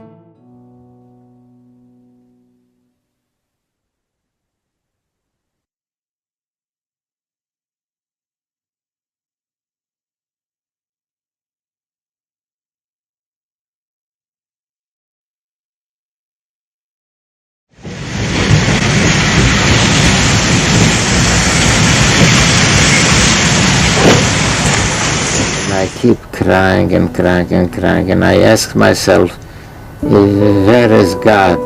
And I lost hope too. They came in and they knocked on the door and they just fast, out. So we went quickly out. My mother went back. She wanted to lock the door. So the Hungarian tells her, why do you want to lock the door? She said, you will never come back over here. And everybody was screaming, fast. And everybody was pushing to get into the train. The train made such a noise, such a scary noise. The whole night, and it's dark, and everybody is, either crying or passed out. As kids, before the Holocaust. I want to ask you, Mom, about when you were growing up, your childhood. Looking back on it, do you think you had a happy childhood? Do you have happy memories about growing up? Yeah, I have happy memories, but I have very sad memories when the war started. I'm talking about very hard, like a slave, a minimum of food, and working man a lot of hours. You grew up with her? I was an apprentice in her town, in Munkac, and I thought Jack was asking her. no, I'm helping, and she's gonna still talk about it. I know that. You're helping her describe her own growing up when you didn't grow up with her? No, I'm not helping her, but I feel it along with her. But you can't assume that you had similar experiences growing up. No, but that's why to say when you're young, you always have happy memories. Joe, do you have happy memories growing up? Not quite. So, some. there goes your theory. Some. No, that's it. It's a mixture of memories. I wouldn't exactly say happy. I'm actually interested in hearing what Marty has to say because it would just be interesting to me. Nobody seems to be very anxious to talk about their childhoods around here. Why not? Why don't you ask me? I have to talk about it. I don't have to ask you. I'll ask Mom and you'll give me the answer. There's one thing that always, all those years, bothers me. Not bothers me. It's always on my mind. I never will know that how my mother really, when she died, because when we arrived to Auschwitz, when they said I went left and right, and when I went with my sister, and my mother went to the other side with a tree, with my little sister, with her little brother, and I will never find out, never know, did she die after 10 minutes, or after an hour, after 2 hours. The crematories was burning all the time, but I will never find out, never know when she died. Grab this one. My parents were among the few who survived. I've known about the concentration camps as long as I can remember, but I can honestly say I never used to think about it too much. Watch your head there. Joe's the oldest of the three brothers, and the first in our family to suggest to me that we all might have been affected by what happened to our parents. I think we meant to move it over like that. Okay. I don't know how different we are from other families, but I do know what sets us apart. And my discussions with Joe usually come around to the question of how, or even if, we can ever really isolate the impact the Holocaust had on our lives. Why do you think you became a painter? I started reading about painters' lives. I got kind of intrigued by their difficulties and hardships, But you don't think that the struggle that you were attracted to had anything to do with the struggle that you felt your parents went through? No, not as directly as you put it. No, I don't think so. I mean, it's, I don't personally feel I have the vantage point to really say at what point, in fact, my indirect experience of the Holocaust is relevant to anything that I did. Because I myself didn't go through it. I did not. I never did. In that sense, I'm no different than anybody else. But you grew up with that imagery of the Holocaust. Well, no, I didn't grow up with imagery. I mean, it was not on the walls of our house. That was, he was too young. Can you remember the first time you knew that your parents were in a concentration camp or there was terrible violence in our family? How old were you, and do you remember? I had known, I don't know how, but I had known that there was something terrible that happened. There were references made, I think, by Mother, that she had gone through something terrible, and in light of what she had gone, it was a tremendous sacrifice, as though she had a hard time with me. I wasn't an easy child to raise, apparently. So when she had a hard time with me, it would come to light that she had had a hard time already, and she didn't want to have a further hard time. There was mention of Hitler. That I had known at a very early age. Like how early do you think? Oh God, I don't know. I'd say kindergarten. The kids who played on the street, I don't know. Where was this? In Haifa. It was popular to, say, start a fire. And you never started a fire with the other kids unless you had an effigy in the middle of the fire. And that effigy was Hitler. And Frank came to Bergen-Belsen while I was there. Because I think I told you this. We were the first 250 women in Bergen-Belsen. Because she was also very young, she was brought into our tent. Of course, later on, they all disappeared. They were all killed. And I can honestly say, for my city, which was a huge city in Poland, one of the largest cities, I think, if I'm not mistaken, that Lodz alone had 300,000 Jews. There are no survivors, female survivors my age. I think I'm the only one. Like, first you just hear it, it's just a story, and it's not real. But then one day you realize that, hey, this really happened, and it was really my mother. As a matter of fact, I didn't even know that everybody's mother wasn't in a Holocaust. That I had put a load on you because of my experiences. Well, you did. You did. You put a load on me. It's obvious that it has something to do with who I am. I don't know to what extent it does. I think I owe all my children an apology.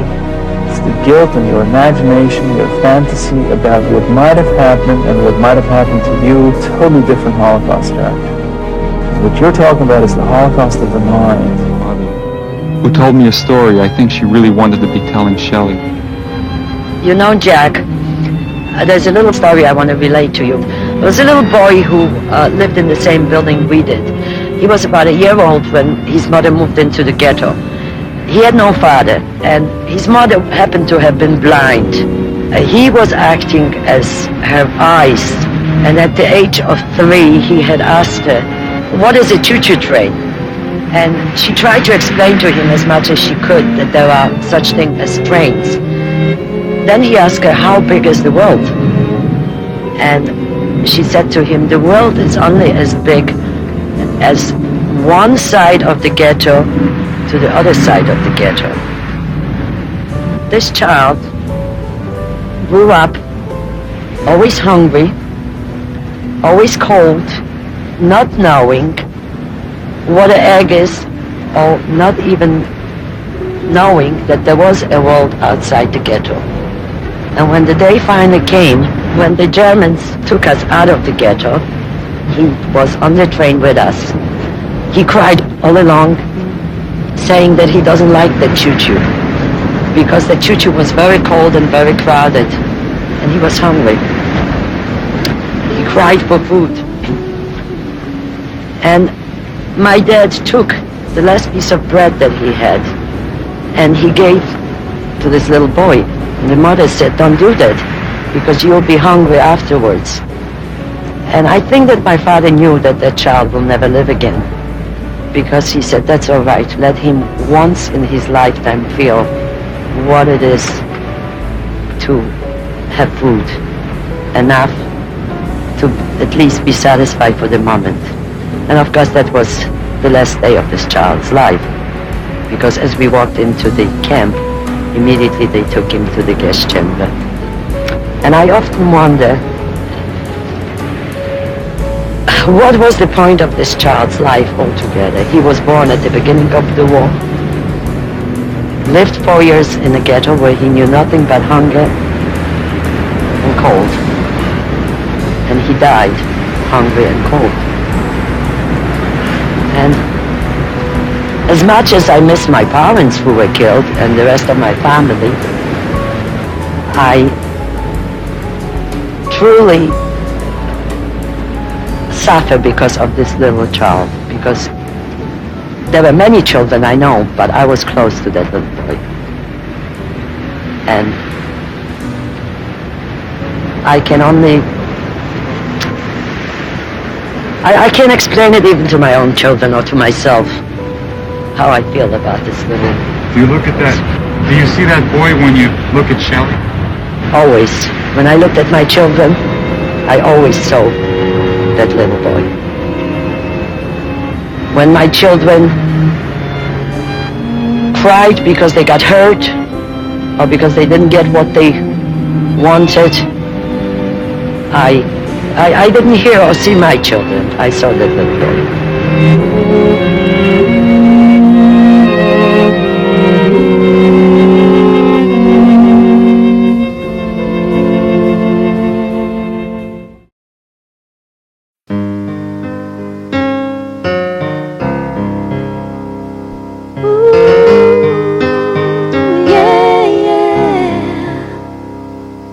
When nobody walks in the dark and nobody sleeps in the street, then I'll close my eyes every night, thankfully. When no one is afraid like a child or wanders around like the blind, then I'll close my eyes every night, thankfully. In gratitude and in peace, acknowledgement and relief. Yeah, yeah, yeah, yeah. When nobody cries all alone and no one is pushed to the side, then I'll close my eyes every night, thankfully. When nobody lives like a king and nobody dies in poverty, then I'll close my eyes every night, thankfully. In serenity and release, consolation and belief. Yeah, yeah, yeah, yeah. When nobody walks in the dark. I would like perhaps to give our presenters a chance to talk to everyone. If you can put your cameras on so we can see who's aware of this. Hello, it's so nice to see you, Devorah. You're looking well, thank you. And Ava, I'd love to see you too. And Annie, nice to see you too. Thanks, Annie. And and Joan and Lori. So Mark, why don't you go ahead and start the process of talking. You know, You know what I can't do, so go ahead. You know that last song, Zola? I don't know if I'm going to sleep tonight. Why don't you all of you unmute so that you can have an interchange of discussion?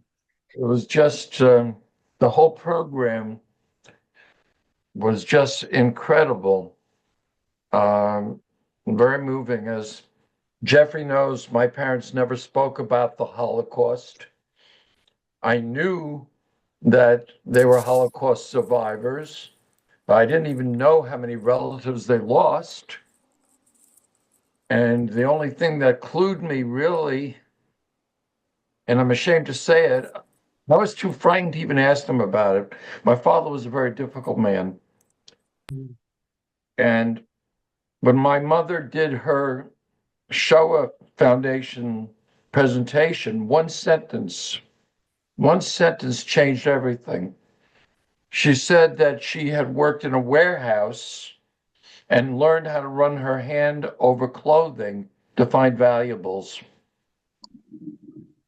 I never knew. And it was that made me do the research on the Lodz Ghetto, and which brought me to writing my books, and also brought me to this program and to my good friend Jeffrey. And all I can say is every time I come to this program, I am just emotionally moved, and I'm learning so much, and I'm very grateful. Thank you. And Zola?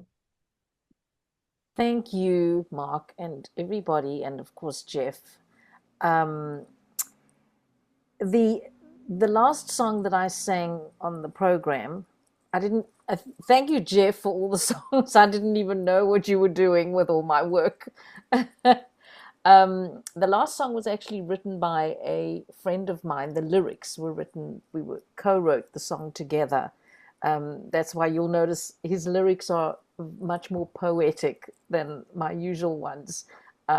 His name is John Seif, a magnificent poet.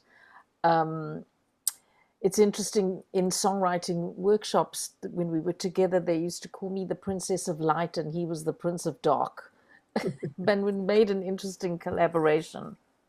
The writing of the song of Hertzkovitz, which I wrote, which was the first song you heard, was written as a tribute. We do Yom Shahoah in South Africa, which is where I am now, and we have commemoration every year at the Jewish cemetery, where we have a couple of thousand people, and the Jewish day school kids come each year. And there was one year in 2019 that I was asked to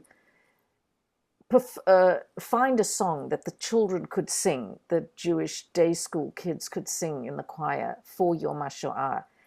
And often true to my nature, if it comes to research and find something, I'd rather just write it myself because it's faster and easier.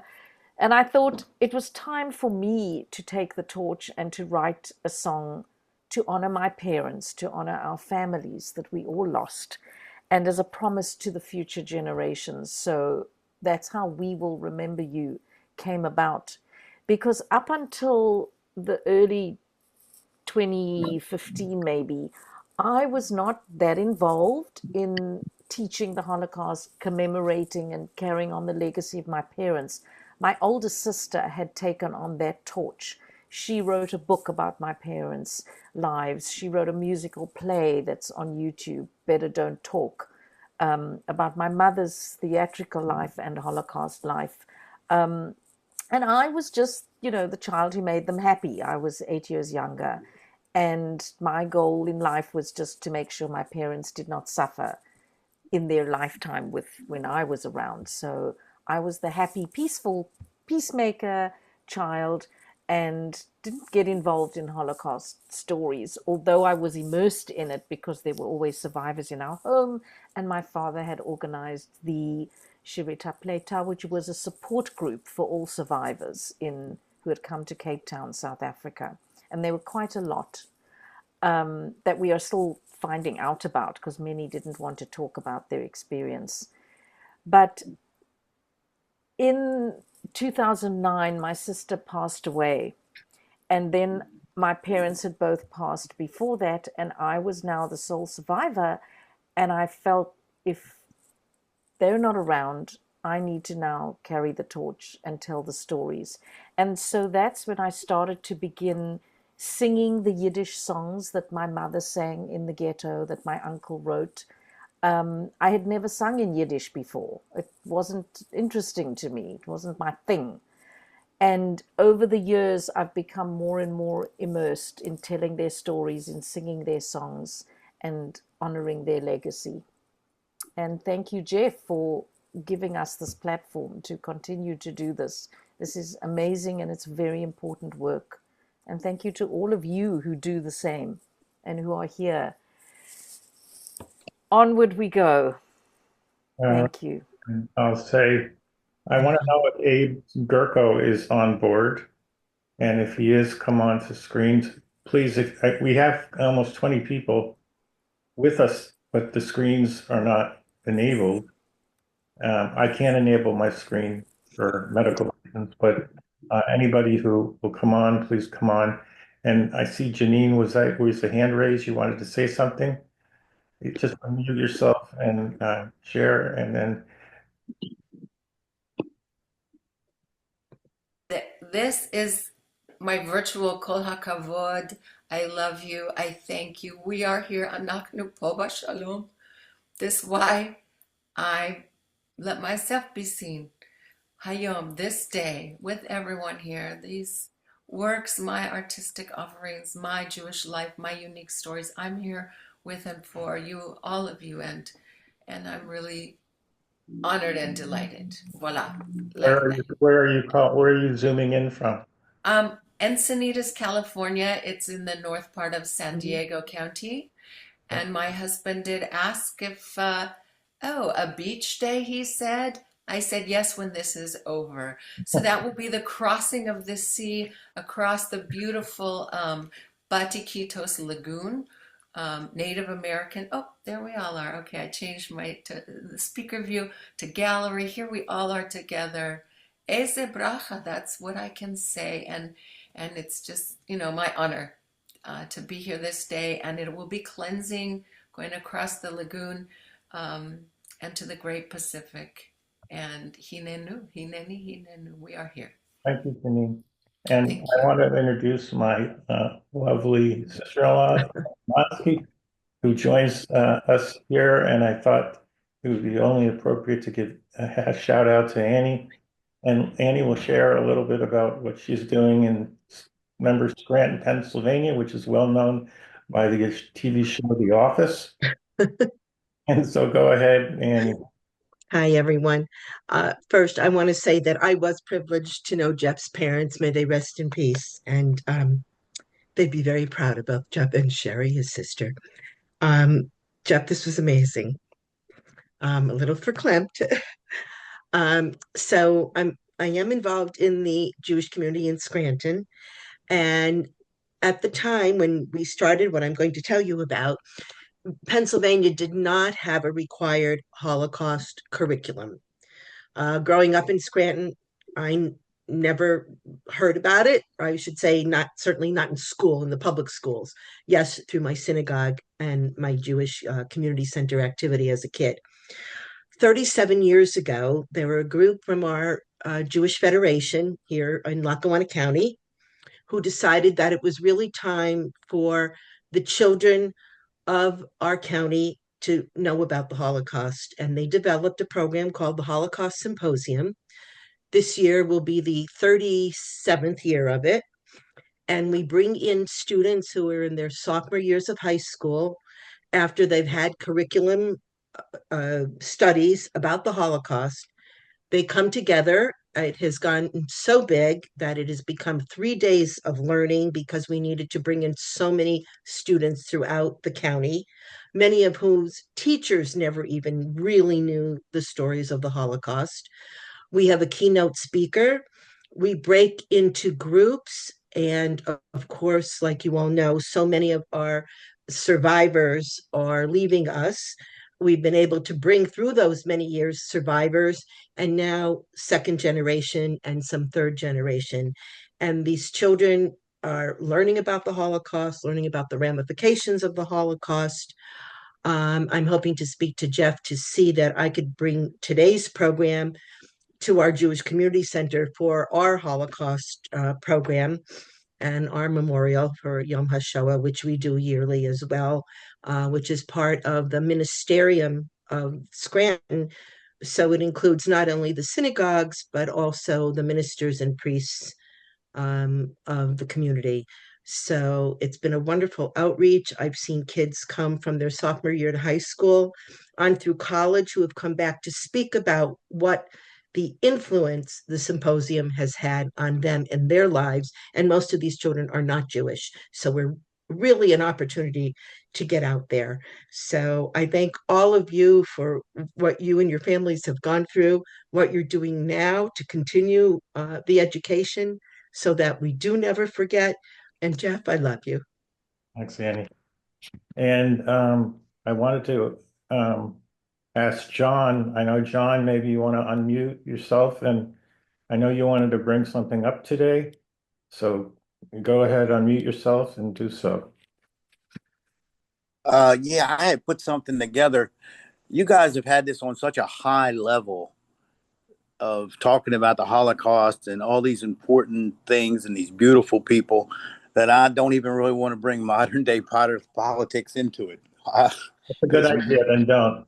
Yeah, I won't. I sent it to you though on Messenger. All right, that's good. All right, Ava, I wanted to know if you'd be willing to unmute yourself. I love you, Ava, and Ava's from Minneapolis and has been a huge supporter of the Jewish Holocaust group for many, many years. I miss you. I miss not seeing you for a whole year plus. Ava has been involved in some of my films because she has written a book about food memories in the Holocaust. And so maybe, Ava, if you have a book handy, and maybe you do, you can show it on screen. And maybe you can take a few minutes and let everyone know a little bit about you and that Torah that's sitting behind you. And just take the mic. We have plenty of time. Don't feel like... Okay, thank you, Jeffrey. And I'm so happy that you are back. Today was an amazing program. My eyes are... I can't keep my tears from coming.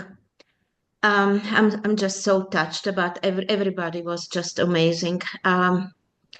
So I am among very few second generations who grew up with parents, especially my mother, who spoke about her experiences in Auschwitz. So I knew what both my mother and father went through since I was very young. And so I grew up with knowing the things that happened to them. And I grew up without grandparents. And when I was old enough and I wanted to know why is it that my Christian friends have grandparents and I see the love, and I only have my mother and my father. That's all I had. So I found out very early in my life about the Holocaust. And somehow I never talked about it with my friends, never shared my parents' history, our family's history, until 2016, 17, when anti-Semitism was on the rise, and I felt like as a 2G, it's my responsibility to tell the story of my parents, because there is so much hatred, and Holocaust started with hateful words. And then it led to the genocide of the Jews. And in 2019, I decided to write down the story of my parents, which my parents were no longer alive, but I had a video of them interview.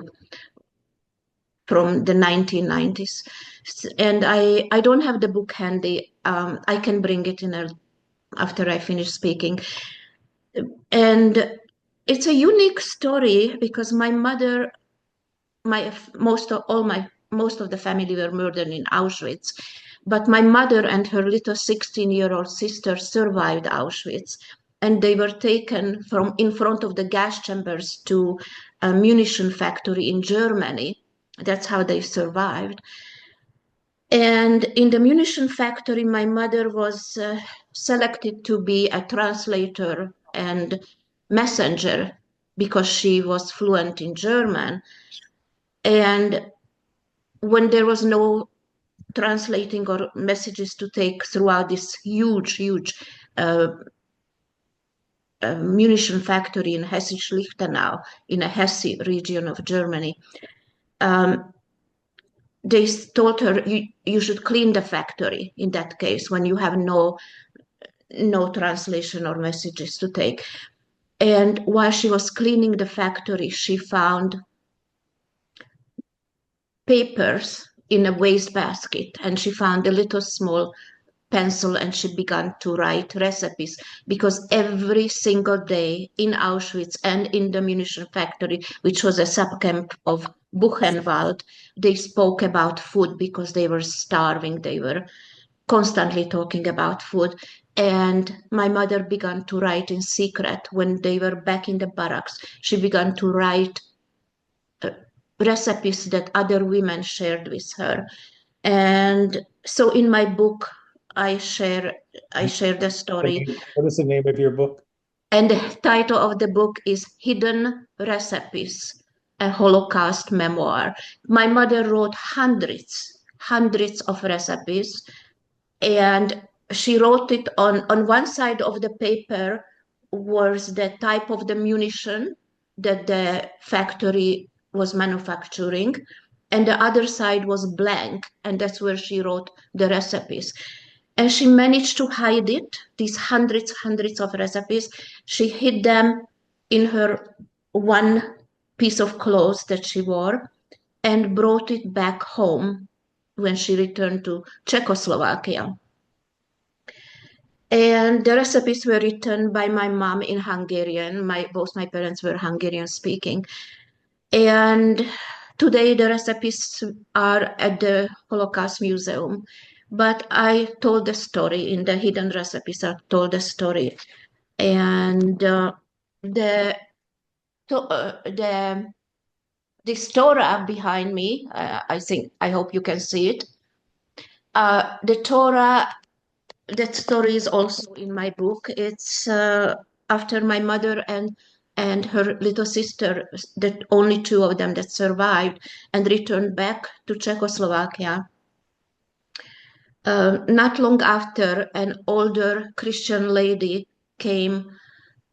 An older woman was carrying a bundle of something in her arms and came to my mother and told my mother that when the Jews were taken away, the synagogue was ransacked. Everything was thrown out on the street. And she was a religious Christian lady, and she somehow knew that this is sacred, this Torah. This is something that is sacred to the Jews. And when no one saw her, she picked up the pieces of the Torah, the parchment papers, and wrapped them up and hid them. And now that my mother and her sister returned, she wanted to give it back to my mom. And after the war, some survivors never got back their family home. Others didn't want to return. They had terrible memories of the ghetto there. And so we ended up to be among there was time when my mother's cousin, who was a pharmacist, he lived there for maybe 4 or 5 years. But there was time when we were the only Jewish family. And my mother held on to this Torah. She wrapped it in a white damask tablecloth. And when they emigrated, I came before my parents a little bit earlier. When my parents emigrated, they brought this Torah and they kept it. My mother kept this Torah in their home. And when they passed away, before they passed away, they gave it to me, and now we have it framed. Each of our children have a, because they were in pieces, large fragments, but they were in pieces. So each of our children has one. So that's the story of the Torah. And Jeffrey, thank you for all that you do.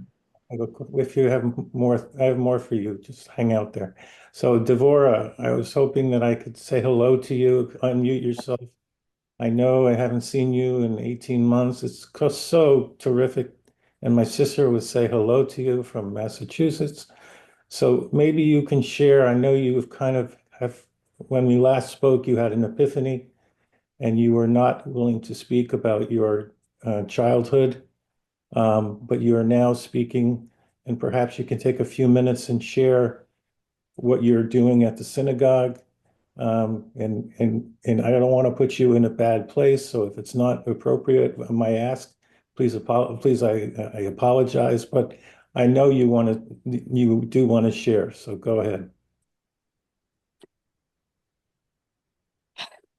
Thank you, Jeffrey. I'm glad you're feeling better. Thank you. And you're right. I have a very nice friendship with your sister, which is how I came to be part of your group. I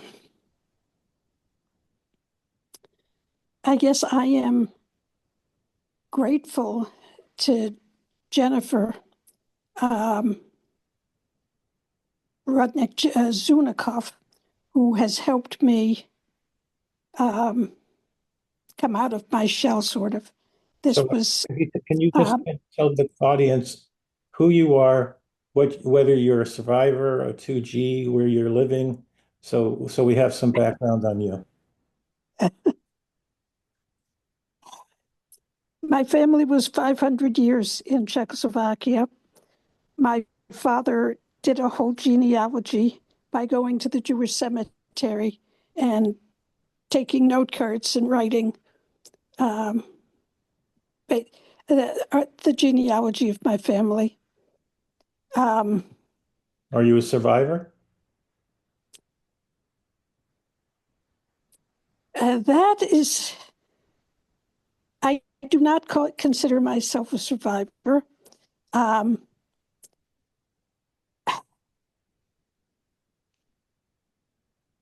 was born in 1942 in America.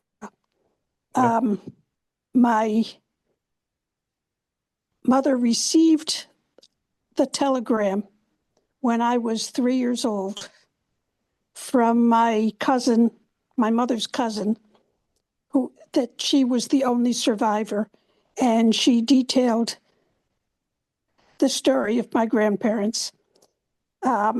And my mother then had a nervous breakdown when I was 3, and she cried for a year. She cried and shook for a year. She went to a psychiatrist to say, I'm having trouble, and I think I'm going crazy. And the psychiatrist said, there's nothing wrong with you. It's the world that's gone crazy. But I did not understand that I needed to grieve my grandparents. I was actually grieving the loss of my mother because she found it hard to function as the loving parent that she had been.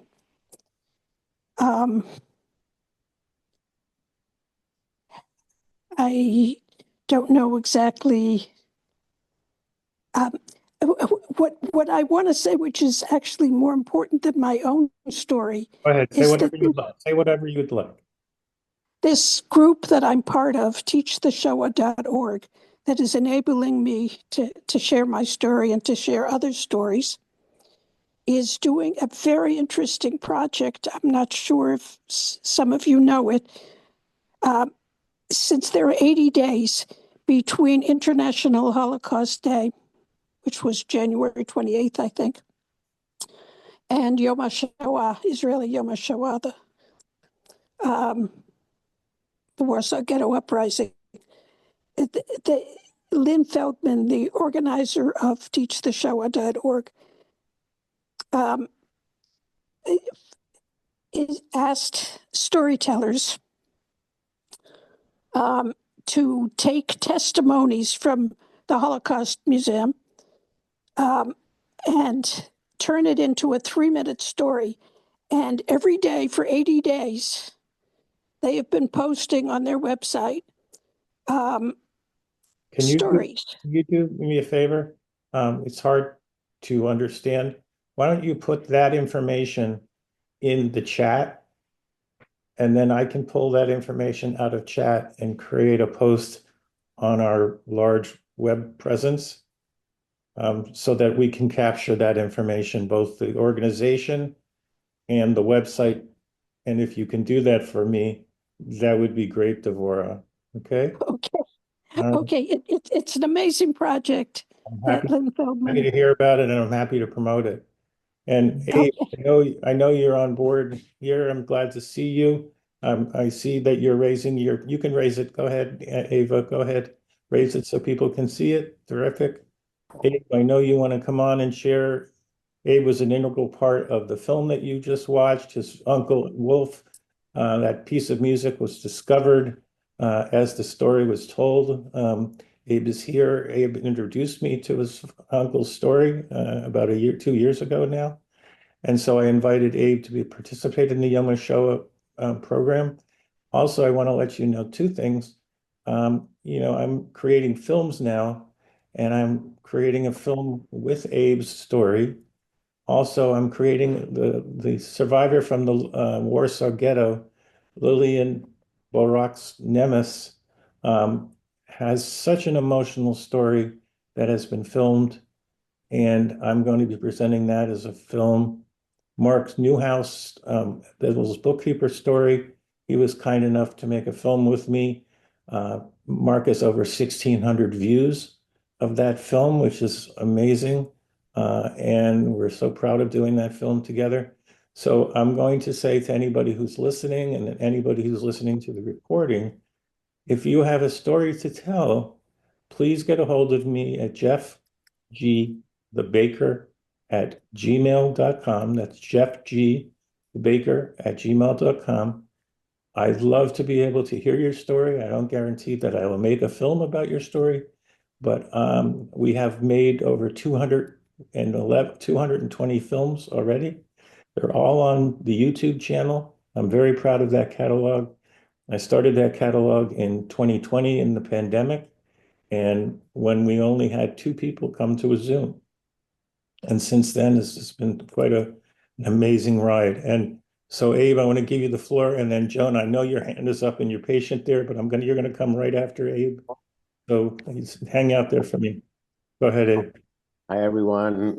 I just wanted to say, of course, thank you for everyone for watching this film and being part of this. Being a parent, being a son of Holocaust survivors has been the best part of who I am. It's given me a lot of strength and courage, and helped me write my book to be able to get through that.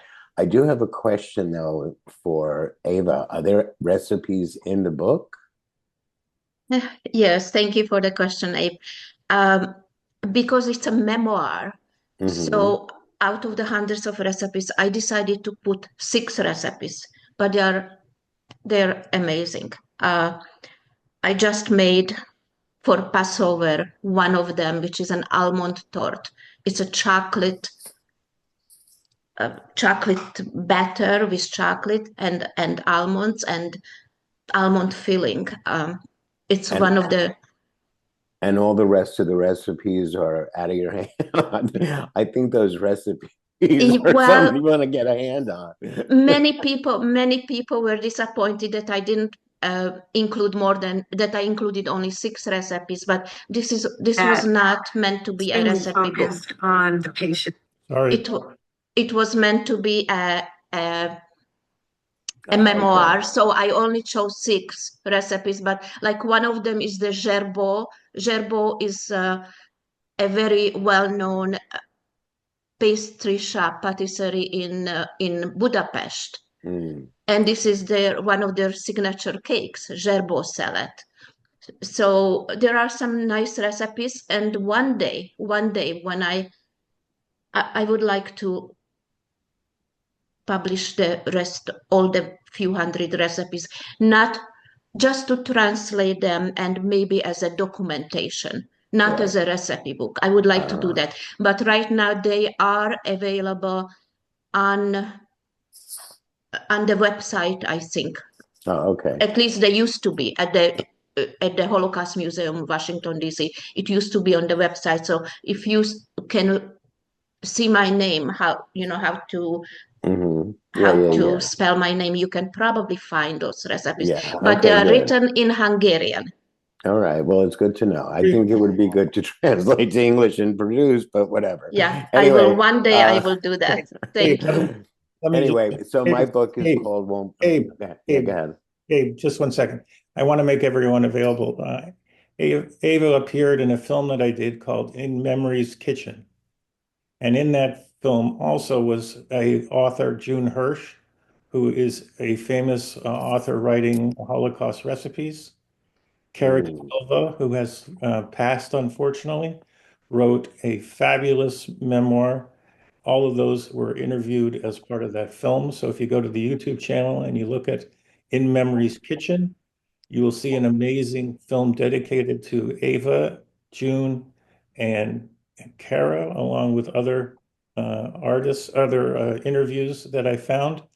It's been a very popular historical record of what Ava alluded to.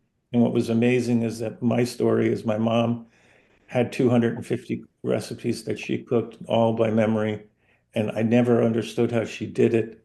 And when I formed the group, one of the goals that I had was to talk to two G's about Auschwitz. And one of the subjects that immediately bubbled up was the fact that while people were starving in the camps, they were talking about food memories. So it made me really focus on trying to understand that, and I put together several films about the topic. So go ahead, Abe.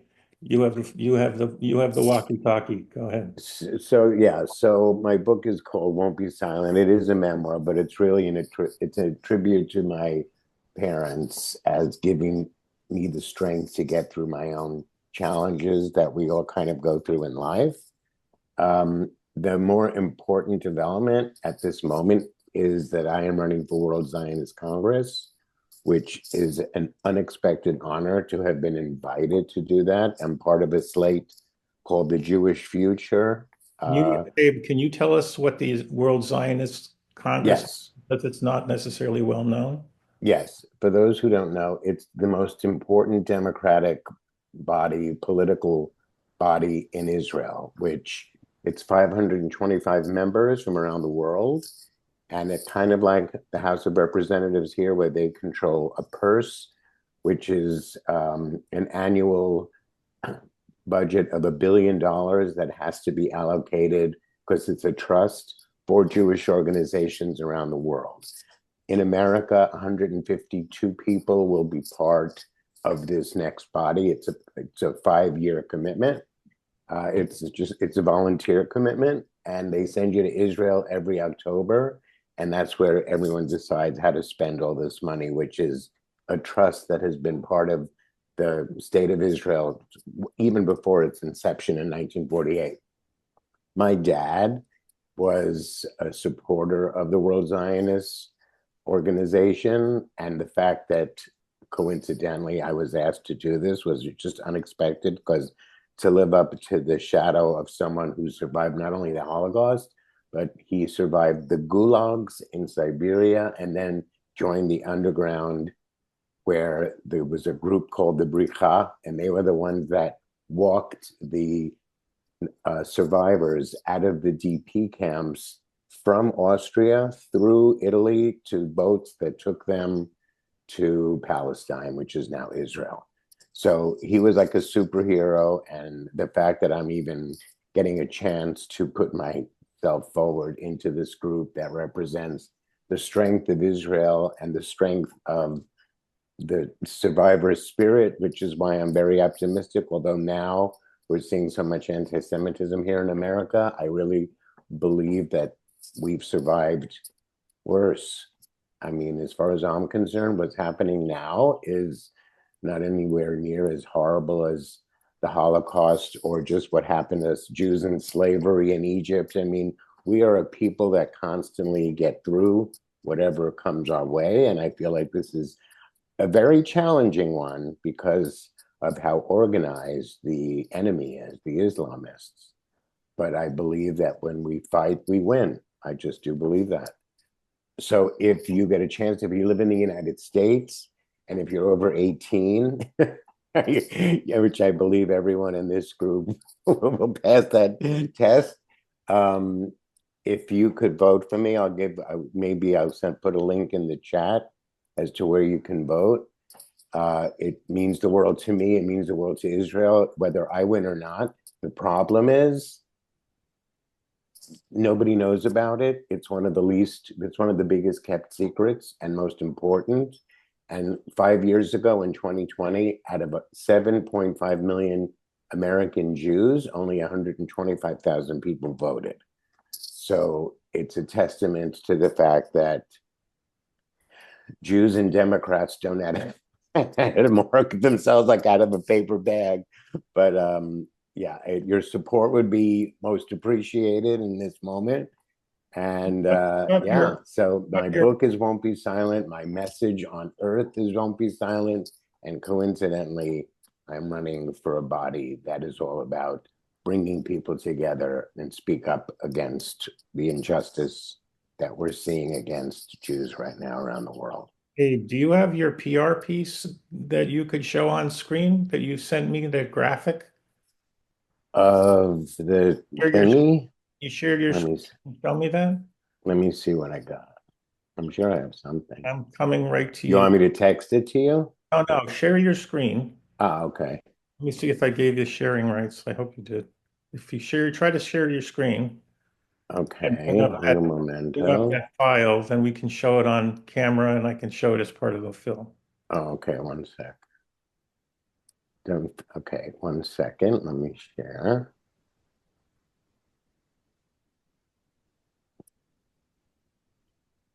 You can request, send request. There you go. I just allowed you to share, so go ahead. Okay.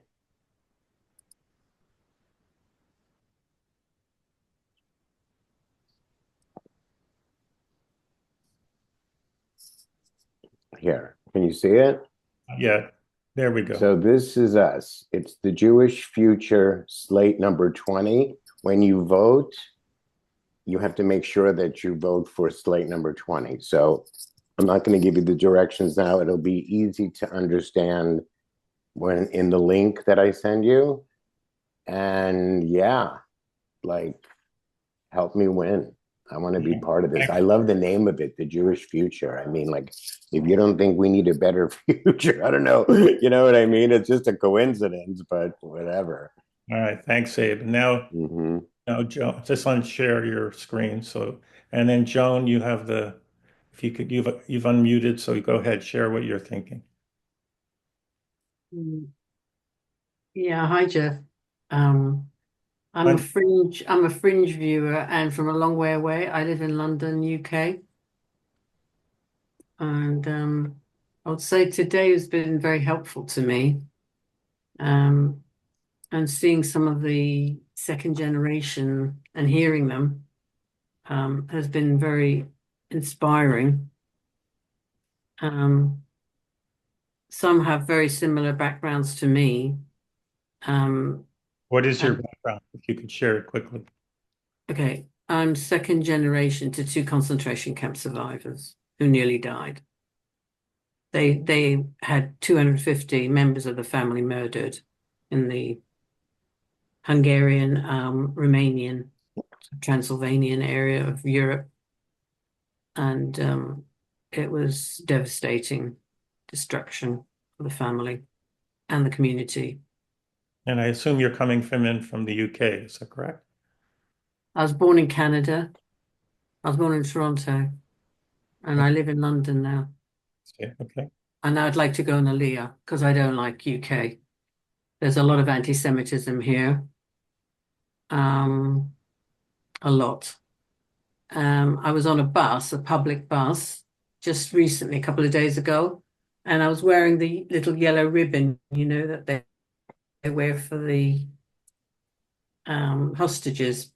And two girls, pretty girls, Jewish girls, teenagers.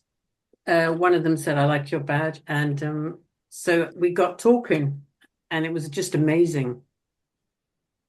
And we had some very brief moments, but quite meaningful contact and connection on that bus.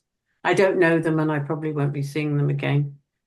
However, and I don't think I'm an educator really for teenagers or kids either. Tell me what was meaningful during that moment that you were on the bus.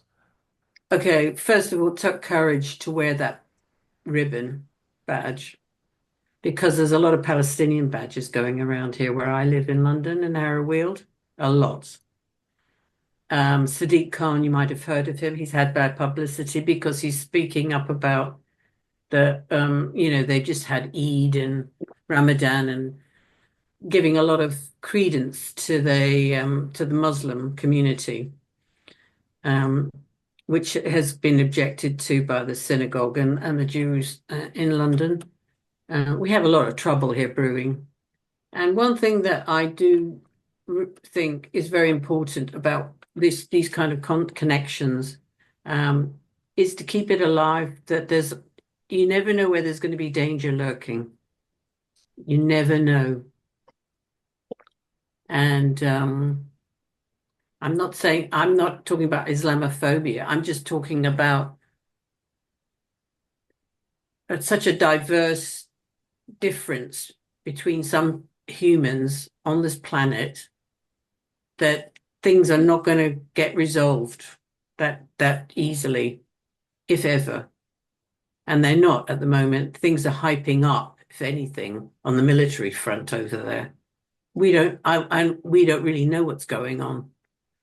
But when you get immersed in it becomes overwhelming and frightening. And I fear for my cousins that live in Israel, because, like I said, we've had massive destruction of our family. But Joan, I'll ask you, you fear for your cousins in Israel, but yet you're considering going and doing an aliyah. Yeah, because really at my time of life, what's the point staying in a rotten country like UK, England, London? Because I could do more good, I think, in Israel anyway than I can just by staying here. My heart's not in it here anymore. I'm very disillusioned. Very. And how big of a family do you have in UK? Nothing. I've got two sons. One's in Toronto. One's here in London. He's married, no kids. I've got no grandchildren. My mother's still alive. She can't really talk anymore like she used to. She got an OBE. She's got all the royal accolades.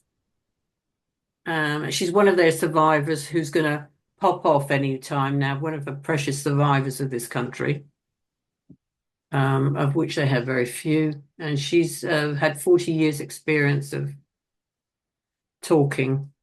Would she talk to me? What? Would she talk to me? Would she talk to you? I don't think she's able to. She's getting senile. She's 94. Okay, thank you. I'm very aware of this. Mm-hmm. And when I hear people carrying on the message and I meet these girls on the bus, I'm thinking, right, I've got to... Maybe you need to tell her story. No, I can't tell it as well as she can, for that matter, when she's alive, even, no matter what state of mind she's in. It's much more meaningful than what I can tell. But I can tell, like some of you guys have said, you never had grandparents. You haven't lived in a family community. All my parents were focused on was getting their lives activated so they could live, having grandchildren, having children. But, it's not everything. If you don't know, because I don't know where I came from. I don't know any of my history. I had to find it out myself. I've had to work out a heck of a lot. And it's absolutely true. One of the rabbis said, if you don't know where you're coming from, how will you know where you're going to? You know, if nobody tells you. What concentration camps were your parents in? Oh, they were in every one briefly, for imaginable. My mother was went straight to Auschwitz. She was doing slave labor factory work. One of you guys had a mother doing that. Is that you, Eva? Yeah, I feel we've got a lot in common. Yes, and Hungarian, also Hungarian parents. Yeah. Share your contact information in chat so you can carry on a conversation. I did. I gave Eva my email address, actually. Eva. Have a look in the chat. Yeah, so, and then she ended up in Belsen. She was one of the people liberated in Belsen. Yeah. My father had to go to work camp slave. He was one of the male who was taken from Transylvania, from the mountains in Vizu de Sus. And he was came back, and all his family had been deported to Auschwitz. Never saw the family again. Okay. And anyone who survived, like my mother's brother who survived, he was putting bodies into the ovens in Auschwitz. He was psychologically destroyed, particularly also when the Soviets invaded. No proper uncle to talk to. He couldn't speak English, and he was just really like shell-shocked, post-traumatic stress disordered guy, poor man. And everybody is dispersed, scattered. America, busy lives, they don't seek me out. I've given up seeking them out. I think the only thing I can say is I feel more at home with more of my kind, probably in Israel, and that's why I'm going there when it's possible. Yeah. And you have an invitation personally from me and everyone who's here to be active in our group.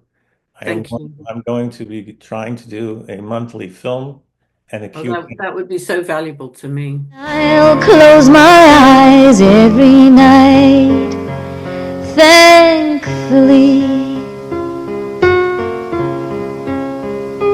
in serenity and release, consolation and belief.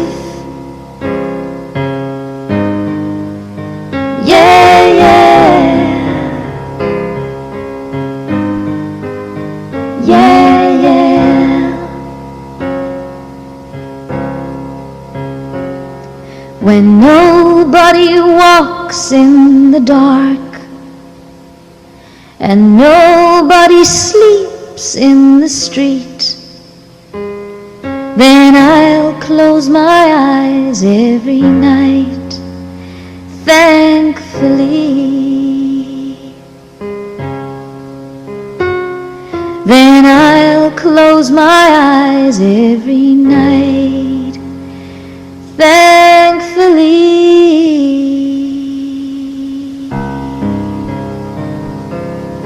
Yeah.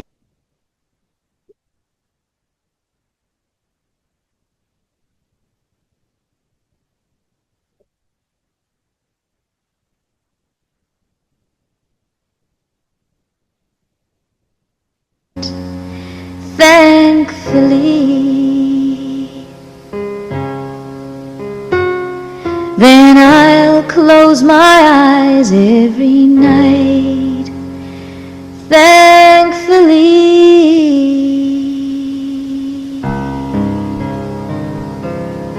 Yeah.